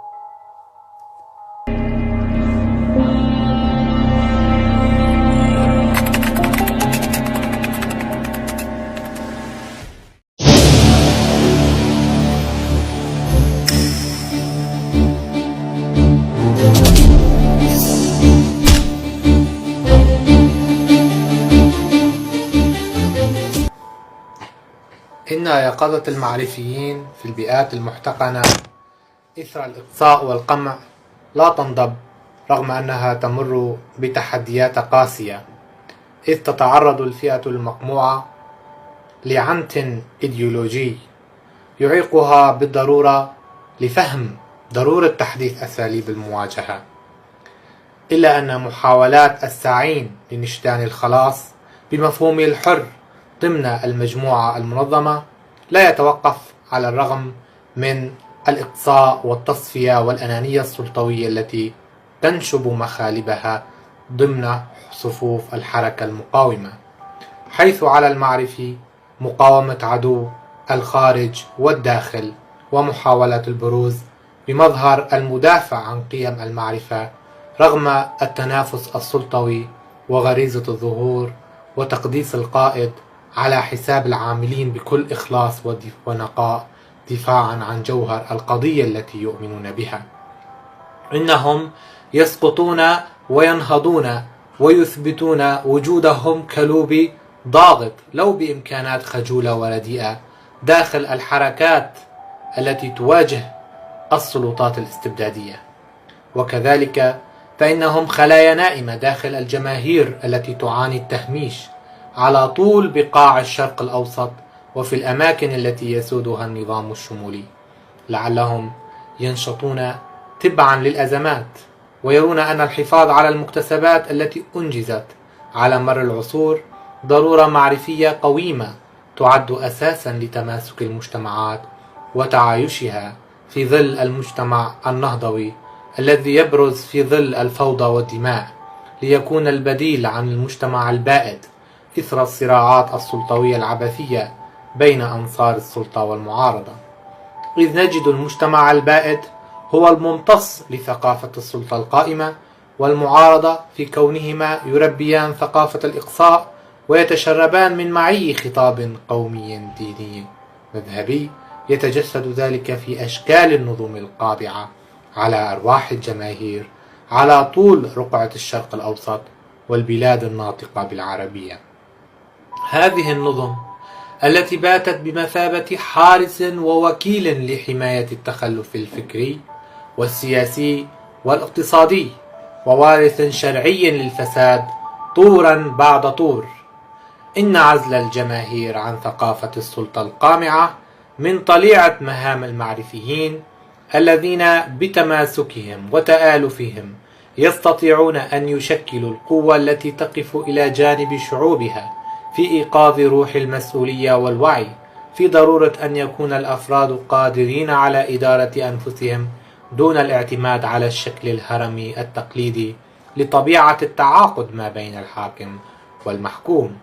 إن التخلي عن إرث وقيم السلطة يبدو محالا في ظل تضخم الأزمات البنيوية وسعي النخب السياسية لاستخدام الخطاب الإقصائي الذي يحرص على بقاء المشكلات وتسعير الخلافات.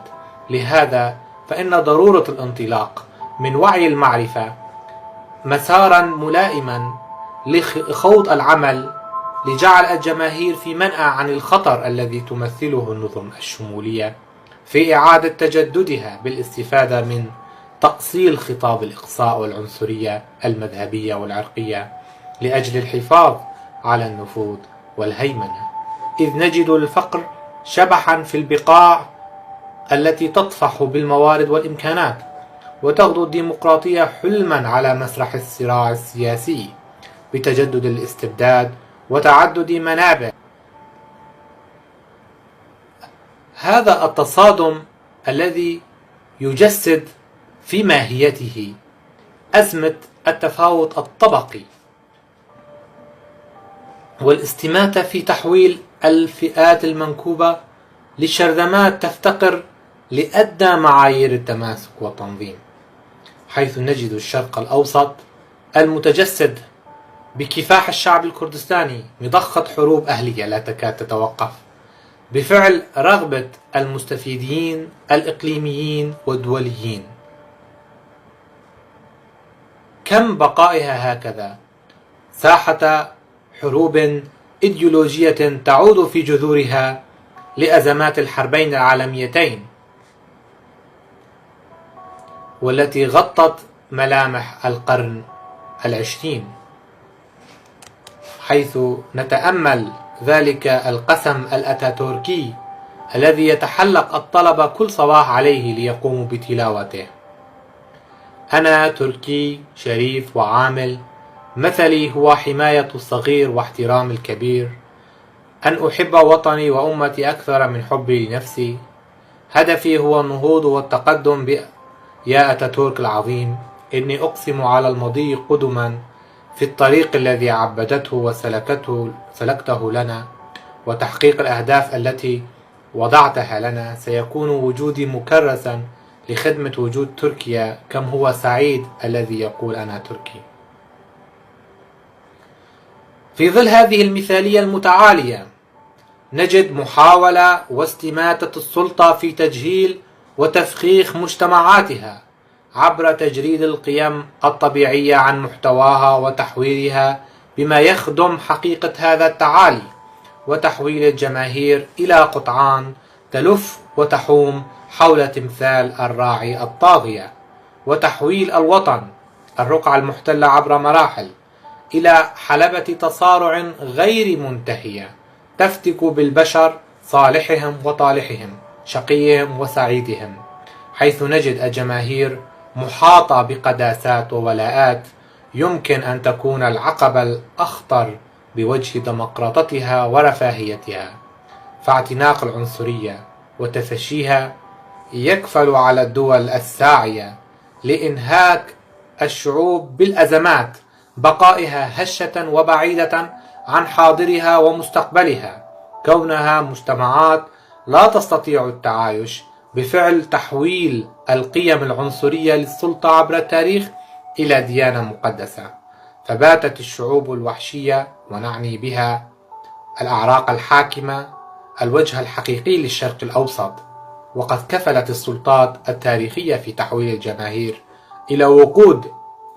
لحروب أهلية تستمر وتتشعب لتجسد ذلك الإفلاس والاغتراب عن قيم المعرفة والحضارة التي بشر بها المعرفيون منذ القدم.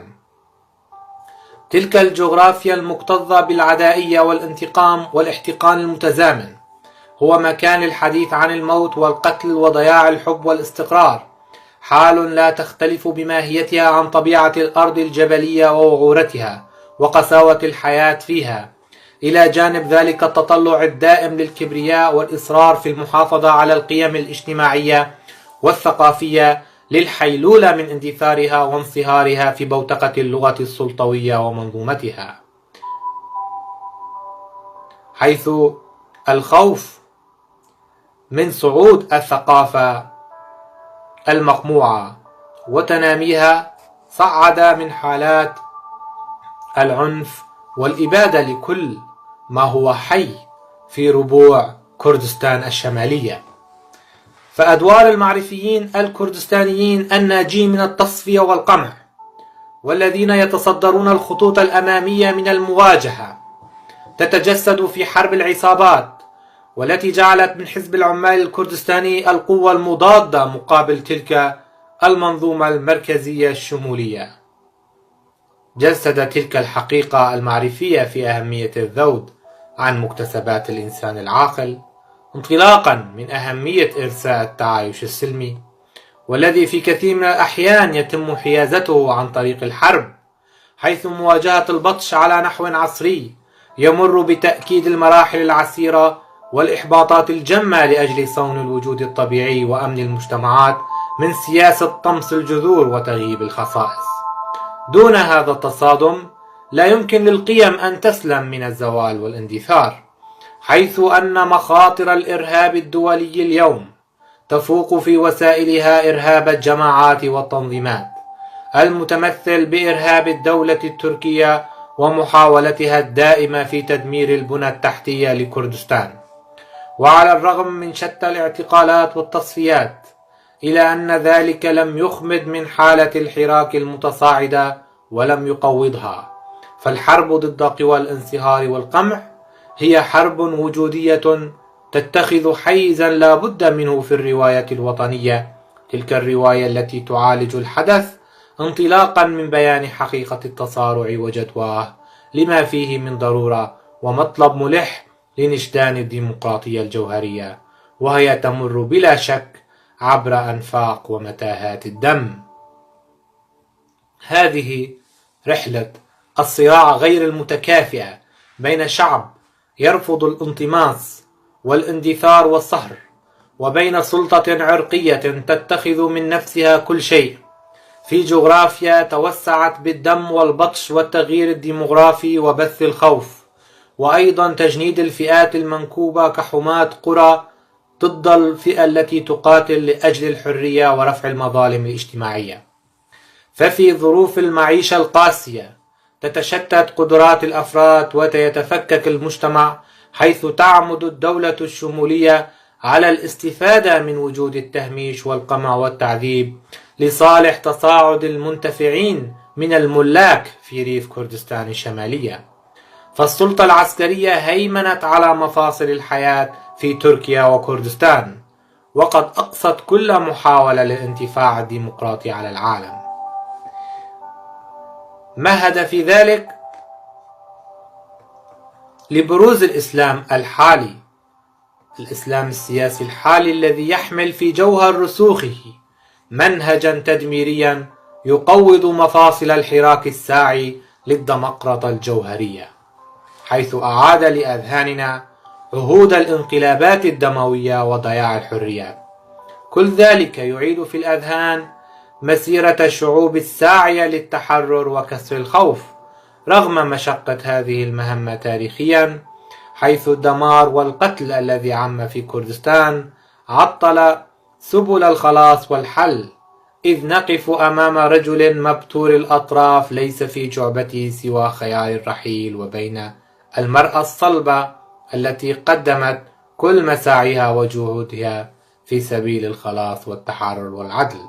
مع ذلك نجد أن الخارطة السياسية تتجه نحو مزيد من التصدع على مسرح الصراعات العرقية، وهذا قد عمق من الشرخ والهوة بين فئات المجتمع والمؤسسات على نحو تصاعدي، حيث نعتمد على الدلالة في التحدث عن الحدث استنادا للواقع السياسي والاستراتيجي لمنظومة الحكم المركزية في الشرق الأوسط.